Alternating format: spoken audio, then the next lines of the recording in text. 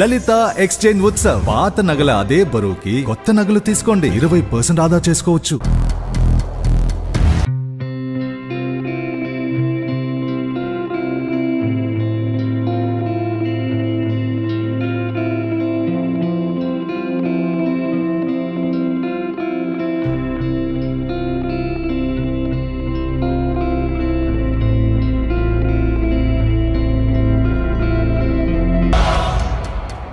అన్న చనిపోయారు, కోపంతో తుపాకీ పట్టుకుని వెళ్ళిపోయారు. అన్న ఇట్లా మా అన్నని ఎవరు చంపేసిరట.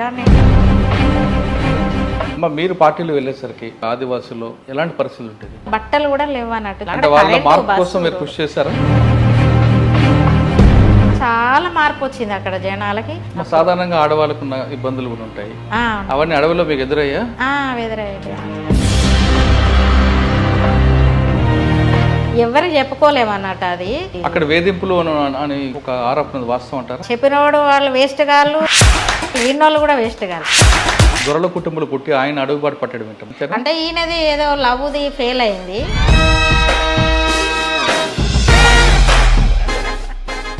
కోరాపుట్ పోలీసు మీద దాడి, మోటు పోలీసు మీద దాడులు, ఇవన్నీ కూడా మీకు తెలుసా? డాక్టర్ అనుకుంటా. అంటే రెక్టరేట్ ఎక్కడ అవుతుంటారు? టెక్నికల్ సమస్య వస్తాయి అన్న. మళ్ళీ మహిళా కానిస్టేబుల్ని చంపడం అనేది బాధ అనిపించలేదన్న? బాధే ఉంటుంది అన్న, కానీ అది ఇప్పుడు మీరు గోపన్న మీద దాడికి చెప్పండి. ఇంత జరుగుతున్న టైంలో ఆయన్ని మర్డర్ చేసేంత ధైర్యం ఎవరుకున్నారు? రాజకీయ నాయకులు ఉన్నారు, చూడంగానే ఈయన తొక్కి పడేయాలనే ఆలోచనలతోటే ఉన్నారు. ఎలా చంపారమ్మా అసలు? కేటీఆర్ కున్న మా ఆయనకు బాగా మంచి చంపేసిరు అనుకుంటా. రైల్వే ట్రాక్ మీద, రైల్వే ట్రాక్ కింద పడి తలకాయ కూడా సగం పోయింది. పెద్దగైనాక అమ్మని మంచిగా చూసుకో బిడ్డ అని రాసిండు. మ్యారేజ్లు కూడా చేసుకోవద్దని చెప్తా నేను. మా ఆయన ఉన్నంతసేపు నన్ను అందరూ దేవత అన్నారు. మా ఆయన చచ్చిపోగానే ఆమె గమలా ఆమె ఇంటర్ కాస్ట్ మ్యారేజ్. మాలాంటి వాళ్ళని చూడండి, మేము అన్నిటికీ ఒప్పుకుంటాను కానీ ఒక్క విషయం ఒప్పుకోలేకపోతున్నాం. మమ్మల్ని కలుపుకుంటలేరు కదా. మీరెవరో తెలియగానే తెలియక నేను మాట్లాడినంటే నోరు మెదపరు ఎవ్వరు కూడా. భర్త లేని కుటుంబం అంటే చాలా మంది చులకంగా చూస్తుంటారు, కానీ మీలాంటి వాళ్ళ వైపు కూడా అలా చూస్తున్నారంటే వాళ్ళకి ఎంత ధైర్యం ఉండాలి కదన్నా. నేను ఇప్పుడు ఏ చిన్న హాని జరిగినా ఊరుకోరు వాళ్ళు. ఎవరికి కూడా ఇట్లాంటి కష్టం రావద్దు. 2000 పింఛని అంటే కూడా ఇవ్వరు. నువ్వు అట్లాంటి దీన పరిస్థితులలో నా బతుకున్నది కాదు. ఎందుకు నేను బయటికి వచ్చి మా ఆయన ఎందుకు చచ్చిపోయాడు, మా ఆయనను ఎందుకు చంపారు? నువ్వు ఏడకూడదమ్మా, నువ్వు ధైర్యంగా ఉండాలి.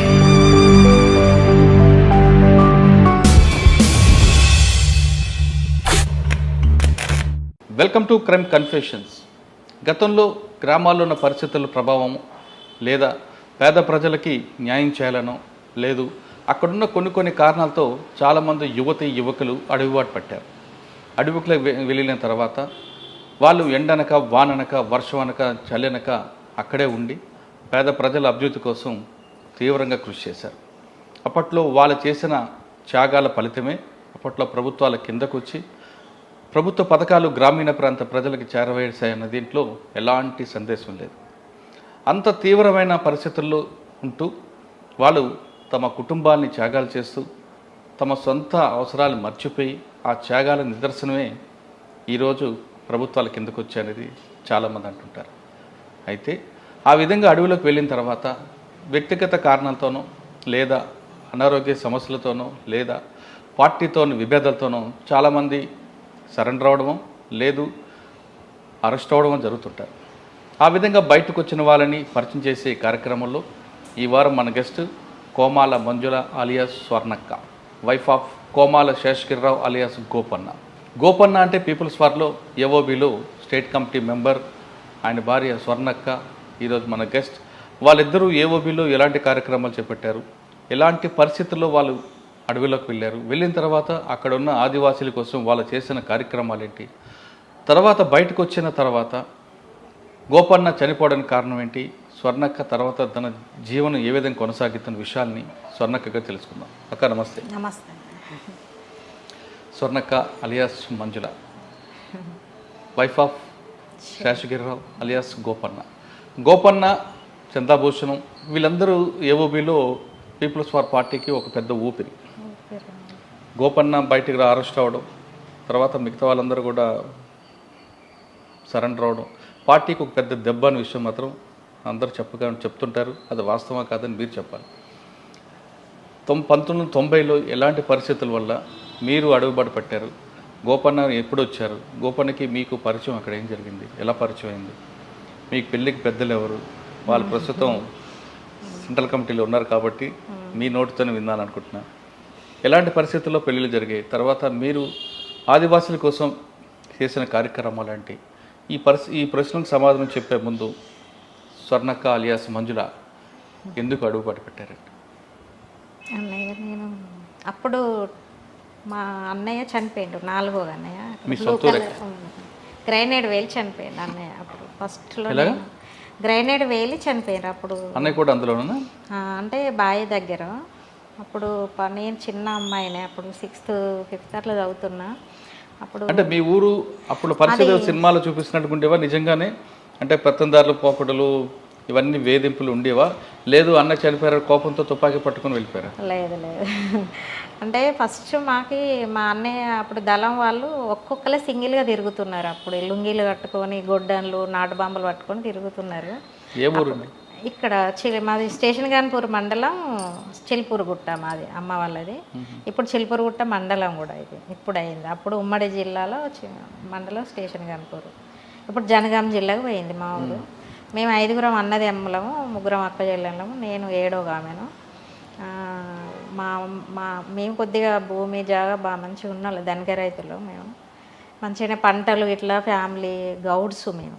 నాన్న వాళ్ళు ఆ 3 అన్న వాళ్ళు తాళ్ళు ఎక్కేది, మంచిగానే ఉండేది బాగానే ఉన్న కాడికి. ఈ తర్వాత పార్టీ వాళ్ళు అన్న కోసం వచ్చేటోళ్ళు. అన్న అప్పుడు మల్కాపూర్లో, మా ఊర్లో 7th ఉన్నది స్కూలు. ఎవరైనా మల్కాపూర్ పోవాలి అంటే నడిచిపోవాలంట, రోజు 2-3 గంటలు స్కూల్కి పోవాలంటే, ఇక్కడ 7th అయిపోవాలి. అట్లా అక్కడికి పోయిన క్రమంలో ఈ దళం వాళ్ళు ఒక్కలే అప్పుడు సింగిల్గా ఫస్ట్లో అనుకుంటా, నాకు తెలియదు ఇంకా దళం వాళ్ళని కూడా, తర్వాత స్టోరీ విన్నాక చెప్తున్నది. అట్లా మా బావి 2 గుట్టల మధ్యలో ఉంటుంది. ఇక మాకు అక్కడికి వస్తూ పోతూ అన్నం తీసుకుపోయేటోడు, అన్నం పెట్టి మళ్ళీ బావి దగ్గర ఆయన పడుకునేటోడు. అట్లా వస్తూ పోతూ ఉంటే మా అన్న వచ్చిన అన్న అప్పుడు ఇద్దరు ఉండేదట. ఒక ఆయన కొత్త ఆయనను మా అన్న దగ్గర పెట్టి, మా అన్న ఏమంటారు ఎడ్లు కాస్తుంటే మొక్కజొన్న కంకులు తీసుకొని పోయి కాల్చుకుంటా అంటే, నువ్వు ఇక్కడ రవి దగ్గర ఉండు, నేను వేరే ఊరికి అప్పుడు పీసర వెంకటరమణ అని పీసర్లో చంపేసారు బావిలో, భూస్వాములు పెత్తందారులు అందరు కలిసి.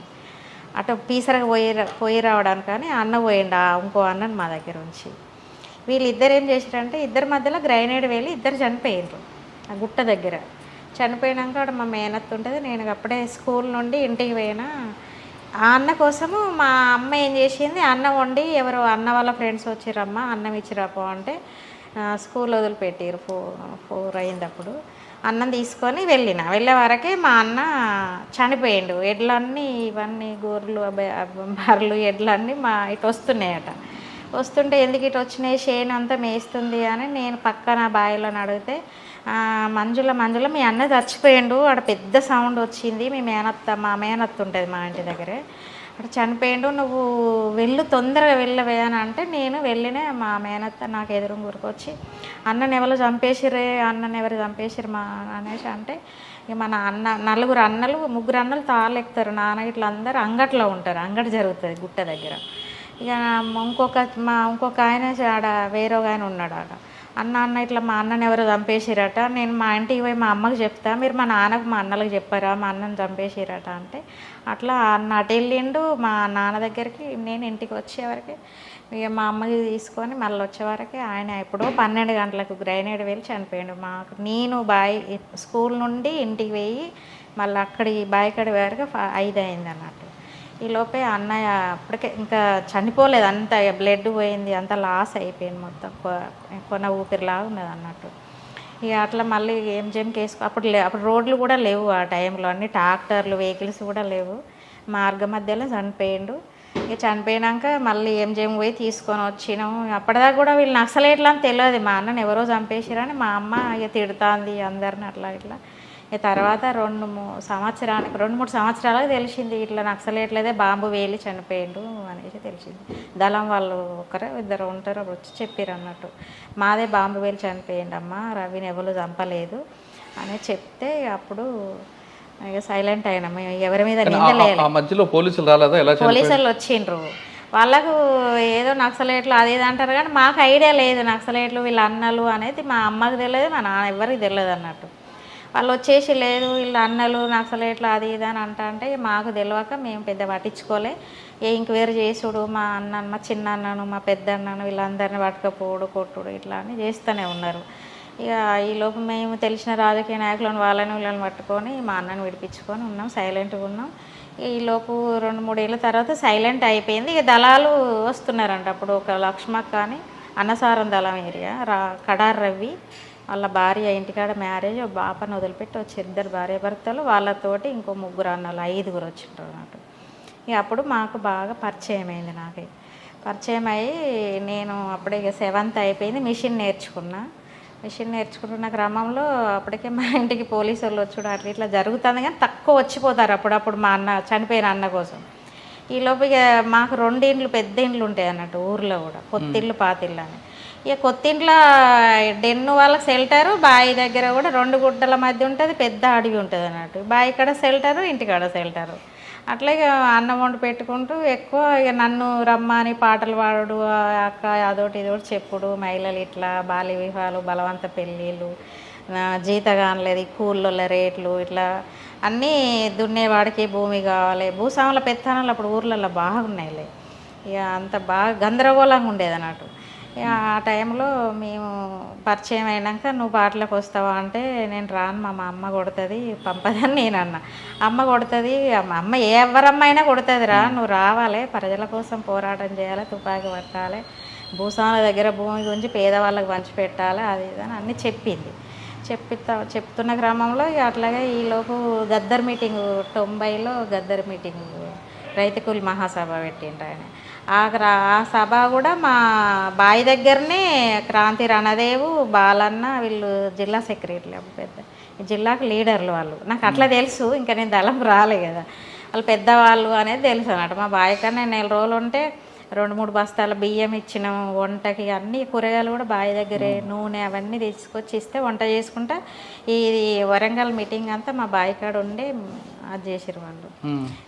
అట్లా మాకు ఇక బాగా పరిచయం అయిపోయింది అన్నట్టు. ఇక మంజులను ఎట్లా తీసుకుపోవాలి మా అమ్మను ఊకే వాళ్ళు బతిలాడన్నట్టు, మంజక్కను పంపి అంటే నాకు 3 బిడ్డలు 5 కొడుకులు, నా బిడ్డ కోసమే, నాకు బిడ్డలు ఉండాలనే మేము ఇట్లా చేస్తే మీరు నా బిడ్డని తీసుకపోతే ఎట్లా అని గొడవ పెట్టుకునేది మా అమ్మ, తిట్టేది వాళ్ళని బాగా. ఇక సొంత తల్లి ఇదంటే లాగానే మా అమ్మ నాన్న చాలా కష్టాలు పడ్డది మా అమ్మ నాన్న కూడా.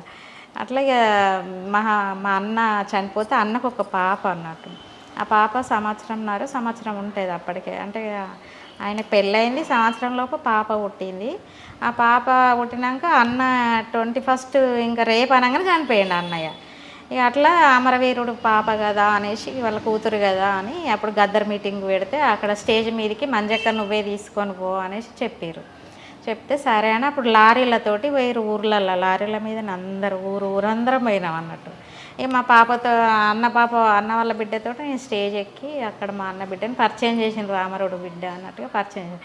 ఇక కొద్దిగా అప్పుడు ఇక ఎట్లా అంటే ఇక పాటలు ఆటలు వాళ్ళ మీటింగ్లు ఊర్లల్లో, ఇక భూస్వాములను కొట్టుడు, తర్వాత సర్పంచులను వీళ్ళందరినీ కొట్టుడు, కూలి రేట్ల కాడ అట్లా ఇక బాగా మీటింగ్లు పెట్టి ఇక బాగుండేది అన్నట్టు. అసలు ఇక ఉండొద్దు అన్నట్టు ఉండేది అన్నట్టు. ఇది అట్లా 2-3 సార్లు క్యాంపెయిన్ కూడా పోయినట్టు. క్యాంపెయిన్ పెట్టేసారు ఊరికి, అంతా మహిళా సంఘాలు అంతా లేడీస్ అందరు కలిసి మేము ఊర్లలో క్యాంపెయిన్ చేసినాం. ఇక క్యాంపెయిన్ చేసినాక ఈలోపు మా అమ్మకు బాగా తెలిసింది ఇది ఎట్లయినా వెళ్ళిపోతుంది అన్నట్టుగా తెలిసింది అన్నట్టు.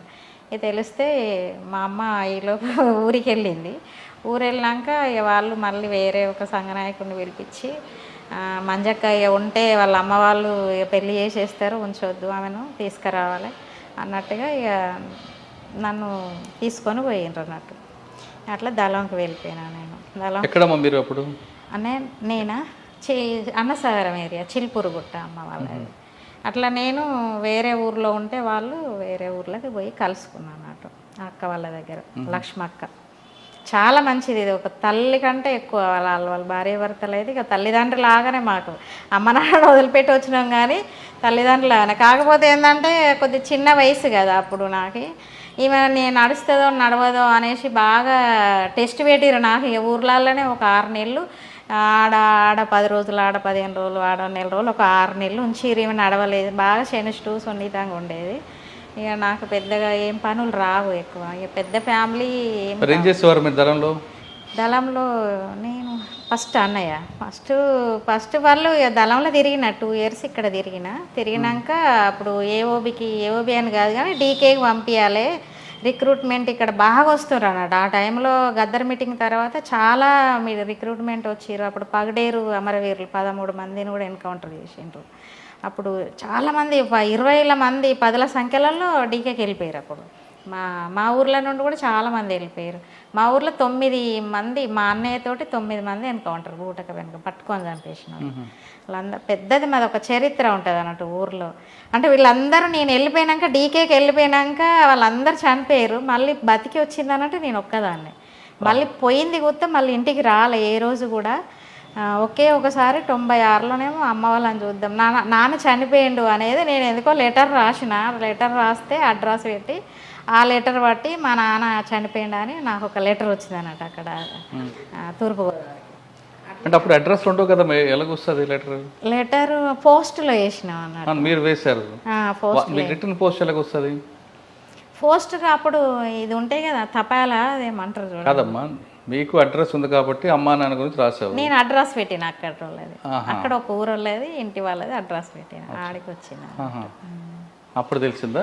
అప్పుడు నాన్న చనిపోయిందని తెలిసింది 98లో. వచ్చారు అప్పుడు? అమ్మని పిలిపించుకున్నా, అన్న వాళ్ళని పిలిపించుకున్నా. ఎక్కడికి?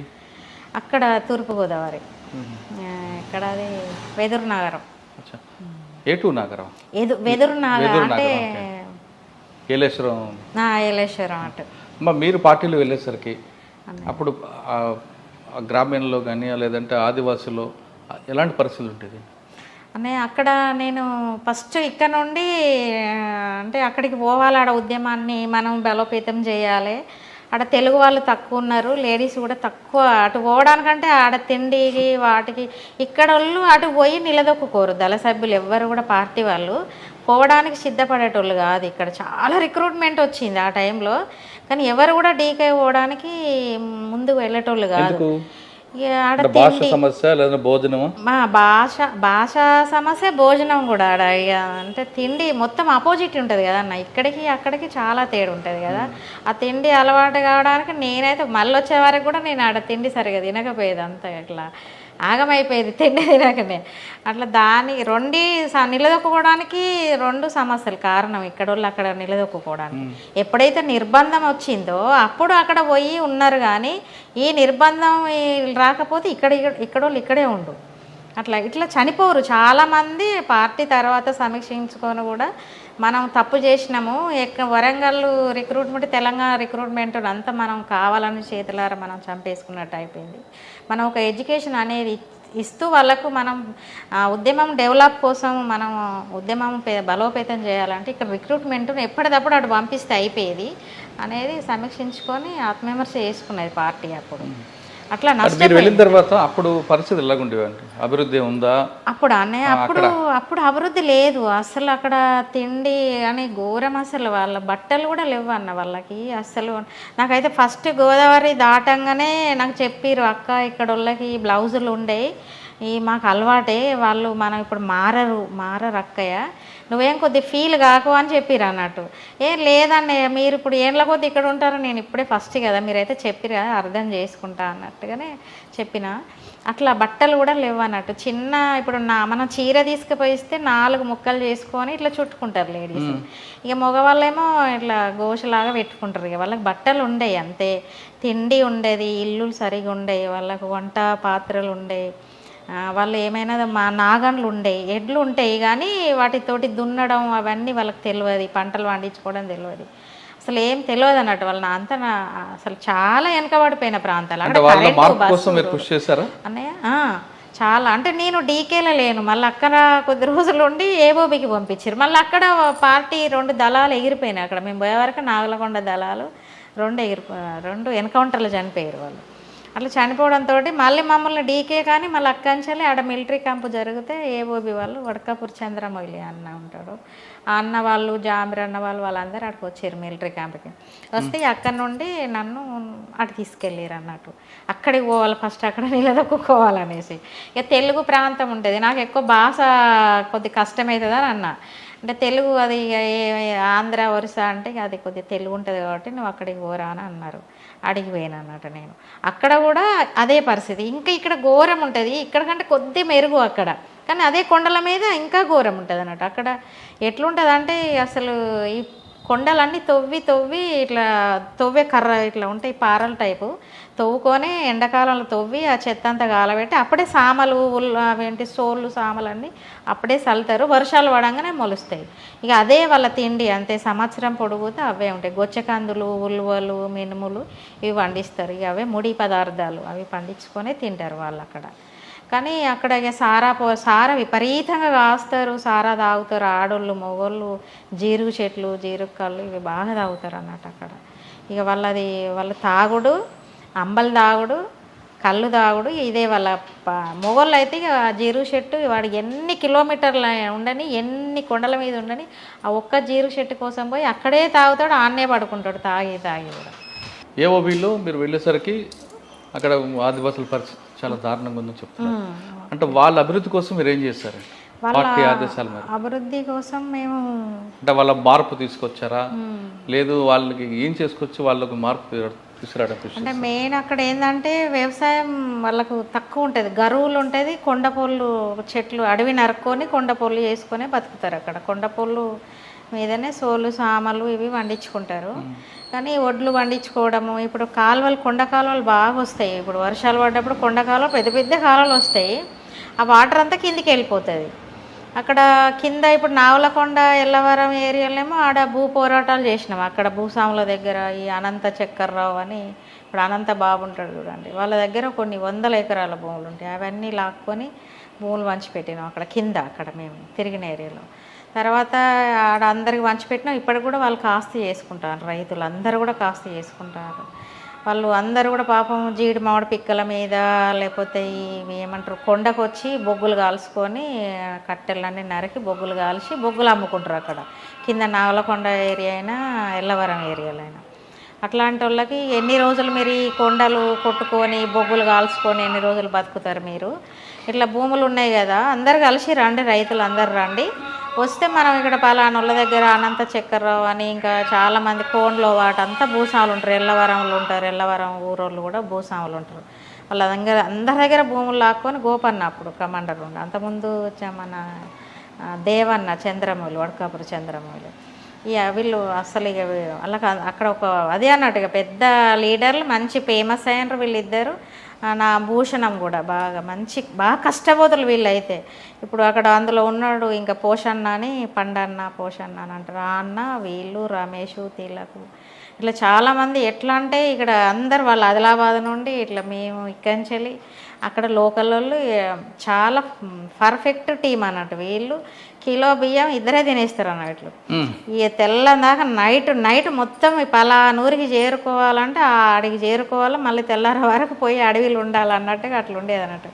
అట్లా నైట్ ఓవుడు, రైతులందరిని ఒకటి చేసుడు, మీటింగ్లు పెట్టుడు, సంఘాలు పెట్టుడు, మాట్లాడు, ఫలానా వాళ్ళ దగ్గర భూమి ఇంత ఉన్నది, దాన్ని ఏం చేద్దాం, ఎట్లా చేద్దాం అనేసి మాట్లాడి ఇట్లా పంచుకోవాలి. ప్రజల నుండే డిమాండ్ వచ్చేది, మరి మేము ఎన్ని రోజులు అన్నా ఇట్లా కష్టపడేది, వాడికి కూలికి పోయి వాడికి లాగా మేము పని చేసి ఎన్ని రోజులు బతుకుతాం అనేసి అట్లా అంటే వాళ్ళ దగ్గర భూములు గుంజి పంచి ఇచ్చినాం. అట్లా కొన్ని సంవత్సరాలు పట్టింది అట్లా పంచి ఇచ్చి, వాళ్ళందరూ మంచిగా ఉన్నారు.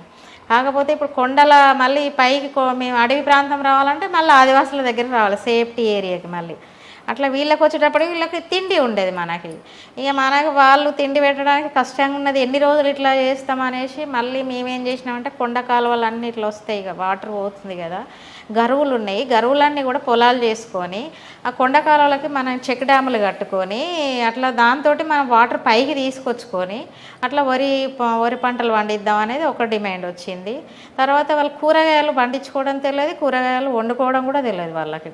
అట్లా కూడా చిక్కుడుకాయ, బెండకాయ, దొండకాయలు ఇట్లా అన్ని కూరగాయలు ఉంటాయి, వాళ్ళకి తెలియదు. కాకరకాయ అయితే ఇట్లా ఉంటాయి అటు కంచెల పంట, కానీ తెంపుకోరు, వండుకోరు. అదే గొచ్చకందులు, అదే మినుములు, అవే అలసులు అట్లా వండుకొనే తింటారు, చిక్కుళ్ళు అవి ఇవి. ముడిపప్పులే ఉడకబెడతారు, అందులో ఒక మిరపకాయ, ఇంత పసుపు కొమ్ము, ఇంత దొడ్డుప్పు, ఇవే ఉంటాయి వాళ్ళ దగ్గర. ఉల్లిగడ్డలు కూడా ఉండేవి అన్నట్టు. ఇక అవే పండించుకుంటారు. అవి తాపకి సంత, ఇప్పుడు ఎక్కడ వైరామరం సంతకు పోవాలి వాళ్ళు. వైరామరం సంతకు అంటే ఎక్కడ పలకజేడి, ఎక్కడ వైరామరం, అంత దూరం నడిచిపోయి 5 కిలోలు 2 కిలోలు తీసుకుపోయి ఎండుమిరపకాయలు ఇన్ని, పసుపు కొమ్ములు వీళ్ళే పండించుకుంటారు. ఉల్లిగడ్డలే తెచ్చుకుంటారు, ఉల్లిగడ్డలు, ఒట్టి చేపలు ఇట్లాంటివి తెచ్చుకొని అవే వండుకుంటారు వాళ్ళు. అవే అప్పట్లో వస్తు మార్పిడి ఉండేది కదమ్మా, తెలుసా? వస్తు మార్పిడి అట్లా వాళ్ళు పసుపు ఇస్తే సౌకర్యం ఇంక వేరే వస్తువులు ఇస్తారు వాళ్ళు. అది మార్పు, అందులో మోసాలు జరిగేవి కదా చెప్పారు. అందులో ఇప్పుడు దిగువ వాళ్ళు సావుకారులు అని వచ్చేటోళ్ళనే, పాపం వీళ్ళకి ఏం తెలియదు. ఇప్పుడు వీళ్ళు మినుములు, గొచ్చకందులు, మినుములు, ఇవేంటి ఉల్లువలు, ఇవన్నీ పండిస్తారు వాళ్ళు. ఇవి సంవత్సరం పొడుగుతా 2 కిలోలు తీసుకుపోతారు, తెచ్చుకుంటారు. ఈలోపు ఏం చేస్తారు వీళ్ళు, గొచ్చకందులు కొండ గరువులలో బాగా వండుతాయి, ఎందుకంటే ఎప్పటికీ చల్లదనం ఉంటుంది. కొండల మీద గొచ్చకందులు వండుతాయి, మినుములు వండుతాయి. ఇవి కొనడానికి వీళ్ళకి ఒక్కొక్క ఇంటికి 1-2 బస్తాలు వండుతాయి. ఇవి కొనడానికి దిగువ నుండి సావుకారులు వస్తారు. వాడు ఏ కులమైనా కానీ వాడు సావుకారు. భూస్వాములను కూడా సావుకారు అంటారు. తెల్ల బట్టలు వేసుకున్న వాళ్ళందరినీ సావుకారులు అంటారు. సావుకారులు అంటే భూస్వాములు, వాళ్ళ దృష్టిలో వాడు మోసం చేసేవాడు అనేది ఆదివాసులకు ఇది పక్క వాళ్ళకి ఒక టార్గెట్ అన్నట్టుగా, వాళ్ళు ఇట్లా అనేసి. అట్లా వాళ్ళందరూ వచ్చేసి ఈ గొచ్చకందుల ఈ వ్యాపారం అయితే చాలా మీటింగ్లు పెట్టి, సావుకారులతోటి మీటింగ్లు పెట్టి వాటికి ఇప్పుడు ఆడ 20 రూపాయలకు కిలో, వీడు తీసుకుపోయి 100 రూపాయలకు 200 కిలో అమ్ముకుంటాడు. వీడికి వచ్చేసి వీళ్ళని ప్రజలకి ఏం తెలియదు పాపం, వీళ్ళకి ఎంత కిలో ఎట్లా అమ్మాలనేది అసలు వాళ్ళకి డబ్బు అనేది తెలియదు. అంతే, 1 రూపాయి ఇచ్చినా దాన్ని 10 సార్లు లెక్క పెట్టుకుంటారు. అట్లా మోసం చేసి వీళ్ళను పండిన కష్టార్జితం అంతా వాడు దోసుకపోయాడు. అవునమ్మా, అటువంటి షావుకారులకు మీరు దండించారా? మేము అట్లా చేసినాం చాలా. అట్లా అంటే చింతపల్లి, పాడేరు నుండి వచ్చిన వాళ్ళు, తర్వాత ఇటు వైరామరం నుండి వచ్చిన వాళ్ళు, అట్లా వీళ్ళందరినీ కూడా కూర్చుండబెట్టి మాట్లాడేది, గట్టిగా బెదిరించేది. కొట్టకపోయేది కానీ బెదిరించేది, ఎవరిని కొట్టలేదు. ఎందుకంటే మళ్ళీ వాళ్ళు రావాలి, వీళ్ళ దగ్గర ఎక్కువ రేటు తీసుకుపోవాలి. మళ్ళీ మనం కొడితే వాడు బంద్ అయితే వీళ్ళు మళ్ళీ సంతకు తీసుకుపోయి ఇదే మాదిరిగా మళ్ళీ 1-2 కిలోలు తీసుకుపోయి సంతకు అమ్ముకుంటే వీడికి తప్పని పరిస్థితి. వీళ్ళు ఇవి అమ్ముకుంటేనే ఆ ఉల్లిగడ్డ, ఉరకాయలు అనేది వస్తుంది వాళ్ళకి. మళ్ళీ ఇక్కడ ఇంత దూరం నుండి అంత దూరం తీసుకుపోయకంటే అదే సావుకారులను కూర్చుండబెట్టి వాళ్ళకి గట్టిగా చెప్పి వాళ్ళ కష్టార్జితం నువ్వు దోసుకోవద్దు, నీవు బతకాలి, వాళ్ళు బతకాలి. బయట నువ్వు ఎంత అమ్ముకుంటున్నావు, మళ్ళీ ఇక్కడ నువ్వు ఎంత కొనాలి, నీకు లాభం ఉండాలి, వాళ్ళకు లాభం ఉండాలి అనేది మీటింగ్ పెట్టినాక అట్లా జనాలు అప్పుడు మంచి సంతోషపడేది అన్నట్టు. ఇట్లా అంటే అన్నలు ఉంటేనే మనకి ఇట్లాంటి బతుకులు కొత్తగా మారినాయి అనేది వాళ్ళకి అర్థమైపోయింది. వీళ్ళతోటే మనకు అభివృద్ధి, వీళ్ళతోటే మనకు తెలివి వచ్చింది. చదువు అయినా, తిండిలో మార్పు అయినా, కట్టు బట్టు అన్ని మార్పులు వచ్చినాయట. మేము ఉన్నంత వరకు అయితే చాలా మార్పు వచ్చింది అక్కడ జనాలకి. పంటలు, వరి కూడా చాలా పొట్టిమలకలు పండిస్తారు వాళ్ళు, ఎర్ర బియ్యం అవే దంపుతారు. ఇంకా మిల్లులు, కరెంటు, రోడ్లు, వెహికల్స్ ఏం లేవు అన్నట్టు అప్పటికి. ఇంకా ఇక మళ్ళీ ఇవేం చేస్తారు, ఈ చెట్లన్నీ నరికి పెద్ద పెద్ద దుక్కలు ఉంటాయను, వాటినే ఇట్లా ఇసురవుతు చేసుకుంటారు. రోళ్ళు కూడా అదే చిన్న రంధ్రం చేసి ఇట్లా దంపుకుంటారు వాళ్ళు. లేకపోతే భూమిలో రంధ్రం చేసి దంపుకొని నైట్ అంతా దంపుతారు. బియ్యం దంపి మనకి వాళ్ళు తినడానికి అదే, మనం వచ్చినప్పుడు మనిషికో దొప్ప వండుకొని ఇస్తారు. ఇంటికి ఒక దొప్ప అన్నం వండి, మన దాదాలు వచ్చిండ్రు అని అంటే మనకు దొప్ప ఇస్తారు, అంబలి ఇస్తారు. ఇక కూరలు కూడా అదో దొప్ప, అన్నమో దొప్ప ఇస్తారు అన్నట్టు. అట్లా ఇక వాళ్ళు దంపుకుంటూనే ఉంటారు. సోళ్ళు కూడా మొత్తం దంపాలి. పొట్టు దంపినాక మళ్ళీ ఇసురవతల పెట్టి నైట్ అంతా వాళ్ళకి 2 గంటల నుండే ఇసురుతారు. ఇసురంగా ఇంత పిండి వెళ్తుంది. మళ్ళీ అదొక 2 రోజులకే ఉంటుంది.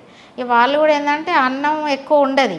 ఈ రాగులు ఇవి అంబలి ఇష్టం వచ్చినంత తాగొచ్చు. ఇప్పుడు మనకు అన్నం అంటే గింతే ఇవ్వడం, నువ్వు 10 మంది ఫ్యామిలీ ఉన్నదంటే మనిషి దొప్ప కుట్టి ఇంత ఇంత ఇంత పంచుతారు. అందులో మన దళం వచ్చిందంటే దాదాలు వచ్చిరంటే మనకు ఒక దొప్పిస్తారు అన్నట్టు. పిల్లలైనా అంతే, ఎవరైనా అంతే. అంబల్లో మాత్రం కొలుతా ఉండదు, అన్నంలో కొలుతా ఉంటుంది వాళ్ళకి. అక్కడ అంతా బాగానే ఉంది కదా. ఇక్కడ మీరు మైదాన ప్రాంతం నుంచి వెళ్ళారు, అక్కడ వెళ్ళేసరికి అంతా కొండలు గుట్టలు, ఆ కొండలు కూడా 90 డిగ్రీలా కనిపిస్తుంటాయి. అవును, ఎక్కి దిగడం కష్టం అనిపించలేదు? చాలా కష్టం. నేను అసలు ఉండొద్దు అనుకున్నా, వద్దాం పోవాలనుకున్నా కానీ అప్పుడు ఇంటికాడ పరిస్థితులు కూడా బాగలేవు. లాస్ట్ మేము అమ్మ నాన్నకు లాస్ట్ మా చెల్లె నేను, మా అమ్మ నాన్న అప్పటికే పెద్ద మనుషులు అయినరు, వాళ్ళకి ఇక చేతన అవుతలేదు, అన్నల మీద డిపెండ్ అవడు. అప్పటికే మా అన్నలు వదినలు కొద్దిగా వాళ్ళు గులిగినట్టు అవడు, వీళ్ళకి ఇంకా పెళ్ళి అవుతలేదు, మాకు భూములు పంచిస్తలేరు అనేది కూడా మా ఇంట్లో ఒత్తిడి జరిగింది. ఇక నేను అప్పుడే కొద్దిగా 7th చదువుకున్న, కొద్దిగా చిన్నగా తెలివి అనేది ఉన్నది. వీళ్ళు ఇట్లా అంటున్నారు ఏంది అనేసి అమ్మ ఇట్లా గులుగుతాండ్రు, మా అమ్మ నాన్నకు శాత కాకుండా అయ్యారు, వాళ్ళు ఏం చేయలేని పరిస్థితిలో. అప్పటికే దళం కూడా బాగా ఇంటికి వచ్చుడు, నేను ఇక పోయే ఉద్దేశంలో ఉన్నా. అట్లా మీకు ఎప్పుడైనా అనిపించలేదా వెనక్కి వచ్చేయాలని? ఇక కోపం మీద పోయిన అన్నయ్య. మళ్ళీ పోయినా కానీ వీళ్ళు పార్టీ వాళ్ళు 6 నెలలు ఊర్లలో పెట్టిరు, ఈమె నిలదొక్కుంటుందా పోతుందా అని పెట్టినా కానీ నేను పోనన్న. ఇంట్లోకి వెళ్ళి బయట అడుగు పెట్టినాక ఒక ఆడవాళ్ళకు ఉండే ప్రాబ్లం చాలా ఉంటుంది, నేను అస్సలే ఇంటికి పోను. ఈ సావో బతుకో పార్టీలో నేను ప్రజల కోసమే పోరాటం చేసి వస్తే తప్ప నేను ఇంటికి పోనన్నే. అంటే ఎక్కడ పెట్టినా నేను అసలు ఇంటికి పోనంటే ఇక పోయేటట్లేదని అప్పుడు మళ్ళీ బయటికి తీసుకొని నాకు డ్రెస్ ఇచ్చి గుడ్డలు ఇచ్చి అట్లా దళంలో తిప్పుకున్నారు. దళంలో తిప్పుకున్నాక 2 years తర్వాత ఏఓబికి వెళ్ళిన. అట్లా ఏఓబికి వెళ్ళినాక ఇక అక్కడ కొండలు అంబలి అస్సలు తాగలేదు. ఇప్పుడు క్రాంతి రణదేవు బాగా చాలా నాకు తెలుసు అన్నట్టు, ఇక్కడ మా బావి దగ్గర ఉండేటోడు కదా, నువ్వు వచ్చిన వారా మంజు వరే నడుస్తావారా కొండలు ఎక్కుతావారా నువ్వుకి అనేటోడు. ఇక మరి నీ పోనా అన్న ఇంటికి పోనా నాకు ఎక్కలేకపోతాను అంటే, పోదురా మనం ప్రజల కోసం పోరాడాలి, ప్రజలు చాలా తిండికి బట్టకు చూస్తున్నావు కదా ఇక్కడ జీవన విధానం, వాళ్ళు ఎంత కష్టపడతారు, వాళ్ళకి చదువు విద్య వైద్యము ఏం లేదు కదరా, వాళ్ళందరికీ మనం ఇవన్నీ నేర్పాలి, వాళ్ళ కోసం కష్టపడాలి, వాళ్ళను ఒక అభివృద్ధి దిశలో మనం తయారు చేయాలి, వాళ్ళకు కూడా పోరాటం గురించి చెప్పాలిరా, నీ నీ నీ అవసరం చాలా ఉన్నది ఇక్కడ, నువ్వు ఫస్ట్ మైలో వచ్చినావు, నువ్వు వరంగల్ నుండి నువ్వు నిలదొక్కుకోవాలి, వరంగల్ వాళ్ళందరికీ నువ్వు ఆదర్శంగా ఉండాలి, నిన్ను చూసి ఒక అక్క పోయింది, ఒక మహిళ పోయింది, మనం ఎందుకు పోవద్దు అనేది అక్కడ ఉన్న వాళ్ళందరికీ నీ గురించి నీ విలువ తెలవాలరా అనేది బాగా చెప్పేటోడు. అందరూ మగవాళ్ళు, మీరు ఒక్కరే లేడీయా? ఒక్కదాన్నే లేడీ నేను. సాధారణంగా ఆడవాళ్ళకు ఉన్న ఇబ్బందులు కూడా ఉంటాయి, అవన్నీ అడవిలో మీకు ఎదురయ్యా? ఎదురయ్యాయి అన్న. లేడీస్ కొన్ని ప్రాబ్లమ్స్ కొన్ని ఉంటాయి కదా? అవునన్న. అయితే మాకు ప్రాబ్లమ్స్ అంటే ఉంటాయి కానీ వాళ్ళు చెప్తారు అన్నట్టు. ఇక మాకు ఇప్పుడు డేట్ వచ్చినప్పుడు అవన్నీ కూడా మనిషి లొంగిస్తారు, ఒక సబ్బు ఇస్తారు, జుట్టుకి ఎక్స్ట్రా సబ్బులు అయిపోయి వాళ్ళకి సగం ఉంటే మాకు ఫుల్ ఇస్తారు, క్లాత్లో లుంగి కొనిస్తారు నెలకొకటి, ఇక వాటర్ కేటాయిస్తారు. అప్పుడు వాటర్ కూడా మేము క్యాన్లలో పెట్టుకొని నైట్ ఆడ వాటర్ పట్టుకొని కొండలెక్కేది నిర్బంధం రీత్యాగా. అట్లా చాలా ఇబ్బంది అన్నట్టు. ఆ టైంలో వచ్చేదంటే ఇక ఏడ్చేదన్నట్టు, ఇక అది వర్ణాతీతం, ఎవరికి చెప్పుకోలేమన్నట్టు అది. కానీ ఇక లీడర్షిప్ చాలా ప్రోత్సాహంగా ఉండేది, మాకు సపోర్ట్, ఫుల్ సపోర్ట్ అసలు. అది అక్కడ వేధింపులు అని ఒక ఆరోపణ వాస్తవం అంటారా మహిళల పట్ల? పార్టీలు అన్న అస్సలే లేదన్న. చెప్పినోడు వాళ్ళు వేస్ట్ కాళ్ళు, వాళ్ళు విన్నోళ్ళు కూడా వేస్ట్ కాళ్ళు. అది ఉంటే ఇంతమంది మహిళలం ఎందుకు పోతామన్న? ఇన్నేళ్ళు ఉండాల్సిన అవసరం ఏంది?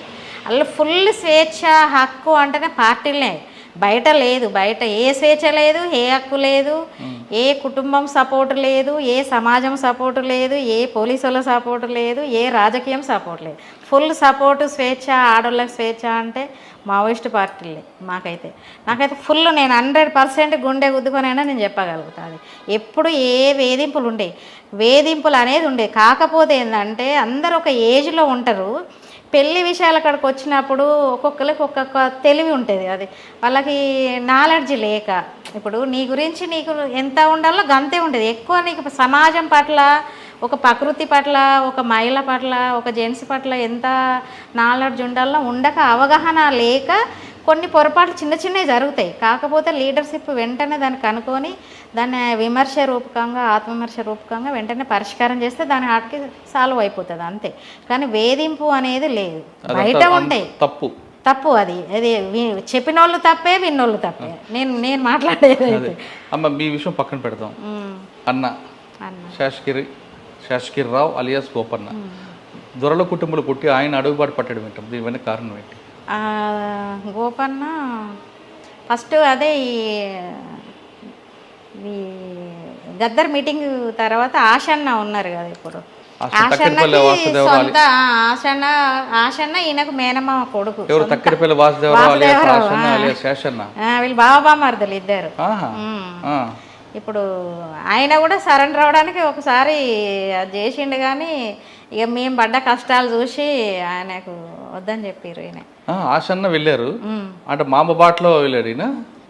ఇద్దరు ఒకటేసారి రిక్రూట్మెంట్, ఇద్దరు అదే టైంలో. ఇంకా ఆయనే ముందు వెళ్ళిండట, వెళ్ళి అరెస్ట్ అయ్యి మళ్ళీ ఇంటికి వచ్చిండు. ఇంటికి వచ్చేలోపు ఈయనే పగడేరు ఎన్కౌంటర్ తర్వాత సెకండ్ బ్యాచ్ అన్నట్టు. వీళ్ళు 13 మంది. ఇప్పుడు అర్జున్ అన్న అని ఉంటారు, ఇంటర్వ్యూ తీసుకున్నారు. ఇక్కడ తమ్మడపల్లి ఉంటుంది. ఫస్ట్ డీకేలో ప్లాటూన్ డిప్యూటీ కమాండర్. ఇప్పుడు బెక్కల్లో మీరు అక్కను ఇంటర్వ్యూ చేసినట్టున్నారు. అన్న ఫస్ట్ పార్టీలో శ్రీనివాసు కమాండరు, అర్జున్ అన్న డిప్యూటీ కమాండర్. ఇక్కడే గన్పూర్ మండలం తమ్మడపల్లి అన్న. అన్న ఈయనే అట్లా వీళ్ళు 10 మంది వెళ్ళారు.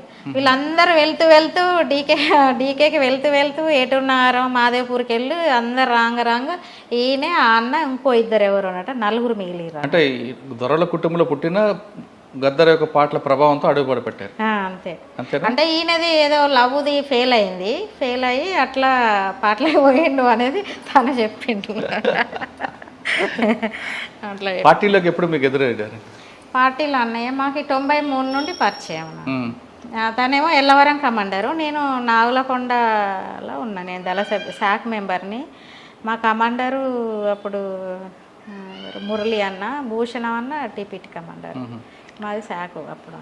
మరి మీ ఇద్దరికి మాకి అంటే మామూలుగా పరిచయము, ప్రేమ అనేది ఏం లేదు. మా ఇద్దరు పర్సనల్గా మేము ఇట్లా లవ్ గివ్ అనేది ఏం లేదు. మాకు చంద్రమౌళి దేవన్న అన్న మాట్లాడిండు. మాట్లాడినాక నేను ఇంకా సంవత్సరం తర్వాత నేను టైం ఇచ్చిన. తన కూడా గోపన్న కూడా పెళ్ళి చేసుకోలే, చాలా 8 సంవత్సరాలకేమో అప్పటిదాకా చేసుకోనానే ఉన్నాడు అన్నట్టు. ఇక తను లవ్ అది ఇది కొద్ది ఫెయిల్ అయింది కదా, దాంతో ఆమెను మర్చిపోలేక చేసుకోలే. ఎవరిని కూడా చేసుకోమంటే ప్రేమ విఫలైన కూడా అడవులోకి వచ్చారా? అట్లాని కాదు, అదొకటి కారణము. ఇక అప్పటికి బాగా పనులు కూడా బాగా జరుగుతున్నాయి కదన్న. ఇప్పుడు గద్దర్ మీటింగులు, అప్పుడు ఉవ్వెత్తున చాలామంది రిక్రూట్మెంటు, వర్గ పోరాటాలు, భూస్వాముల పోరాటాలు, రైతు కూలి పోరాటాలు అనేది వరంగల్లో అప్పుడు ది అన్నట్టు ఉండేది. మావోయిస్ట్ పార్టీ అంటే అప్పుడు ఊగేది అన్న, పీపుల్స్ వార్ పార్టీ. అట్లా అప్పుడు అందరూ ఎవరైనా కూడా అసలు ఇక పోవాలి అన్నట్టుగానే ఉండేది అన్నట్టు. ప్రతి ఊర్లో ఇప్పుడు నువ్వు చిల్పూరు గుడ్డ నుండి అటు మల్కాపూర్, వెంకటాద్రిపేట, పీసర, కొత్తపేట, తరిగొప్పల ప్రతి ఊరు నుండి 10 మంది ఉంటారన్న. ఊరంతా సంఘ నాయకులు, మిలిటరీ పరంగా ఆంబూసులు చేసుడు, ఇవంతా ఊరంతా పార్టీ వాళ్ళే అసలు అక్కడ. ఇప్పుడు అన్న లోపలికి వచ్చిన తర్వాత అన్న చేసిన కార్యక్రమాలు చెప్పండి. తను వచ్చినాక అసలు ఏవోవి అక్కడ 2 దళాలు ఎన్కౌంటర్ అయినాయి. నేను పోయేటప్పటికే వాళ్ళు ఎన్కౌంటర్ అయిపోయారు. ఈ అన్న అప్పుడే వెళ్ళిపోయిండు గోపన్న. అంతకంటే నేను వెళ్ళిపోయేదానికంటే సంవత్సరం 2 ఏళ్ళ ముందు వెళ్ళిండట. వెళ్ళినాక అటు కోరకొండ, తాండవాల దళంలో తిరిగి లాస్ట్ ప్లేన్ ఏరియా 2 దళాలు ఎన్కౌంటర్లో షెల్టర్లో దాని పేరు, ఇంట్లోనే పట్టుకొని చంపేసారు పోలీసు వాళ్ళు. మత్తు మందులు ఇచ్చి, అన్నంలో మత్తు మందు పెట్టి చంపేసారు. అట్లా మళ్ళీ ఈ అన్న అటు Nagalakonda deputy commander, Devanna commander ఉండే. అప్పుడు ఎన్కౌంటర్లు అయ్యి చనిపోయి రిక్రూట్మెంట్ లేదు, అసలు ఫుడ్ లేదు, ఏం లేదు. ఆ టైంలో చాలామందిని స్కూళ్ళల్లో పోయి స్టూడెంట్ని కలుసుడు, అట్లా ఆర్ఎస్ పెట్టి, రాడికల్ విద్యార్థి సంఘాలు ఇవన్నీ పెట్టి చాలామంది సంఘాలు పెట్టేసి చాలామంది రిక్రూట్మెంట్ చేసిండు. ఇక వీళ్ళది ఒక టీం ఉంటుంది, పండన్న, తిలకు, రమేష్, ఈయనే, వీళ్ళ సెక్రటరీ దేవన్న అప్పుడు జిల్లా కమిటీ సెక్రటరీ. ఇటు నాగలకొండ దళంలో మాది 5గురు టీం అంతే. నేను ఒక్కదాన్నే లేడీస్నప్పుడు. వీళ్ళ దాంట్లో ఎల్లవరంలో కమలక్క అని పండన్న భార్య, ఆమె కోంద అమ్మాయి, ఆమె అన్న లోపల ఉన్న టైంలో కోరాపుట్ పోలీసు మీద దాడి, మోటు పోలీసు మీద దాడులు, ఏలేశ్వరం, ఇవన్నీ కూడా మీకు తెలుసా? తెలుసు అన్నయ్య. ఎలా చేశారట? ఫస్ట్ ఏలేశ్వరం చేసినాం అన్నయ్య. ఏలేశ్వరం మీరు ఉన్నారు అప్పుడు? ఉన్నా, నేను కూడా ఉన్నా అప్పుడు. సంవత్సరం గుర్తులేదు, 94, 95 అనుకుంటా, 95 అట్లా అనుకుంటాను. అయితే అప్పుడు ఇక ఫస్ట్ అప్పుడే ఇక అప్పటిదాకా పోలీస్ స్టేషన్ మీద దాడులు చేయలే, అసలు ఎక్కడ కూడా పార్టీ చేయలేదు. అంటే అక్కడ అరకొర చేసారు. కానీ ఇక ఫస్ట్ నుండి ఇక మనం ఎప్పటికీ ఆర్గనైజేషను రిక్రూట్మెంట్ ఒకటే, ఈ రెండే కాకుండా మనం ఆయుధాలు లేవు కదా, ఆయుధాలు అనేది కావాలి, ఆయుధాలు సంపాదించుకోవాలంటే పోలీసు వాళ్ళు స్టేషన్ల మీద దాడి చేసి గుంజుకొచ్చుకోవాలనేది ఒకటి వాళ్ళ ఎజెండా పార్టీలో. అట్లా తీర్మానం చెప్పినాక ఇక మేము ఏఓబిలో 4-5 దళాల మందరం కలిసి పోయి బస్సు లారీలో పోయి దాడి చేసి తుపాకులు, బస్సు లారీ ఏదో ఉన్నది, ట్రాక్టర్ అనుకుంటా, ఏలేశ్వరం పోలీస్ స్టేషన్ లీడర్. దానికి కూడా జరిగింది జర్నీ అన్న. నైట్ ఎన్ని గంటలకు జరిగింది? అదే అన్న 3 గంటలు.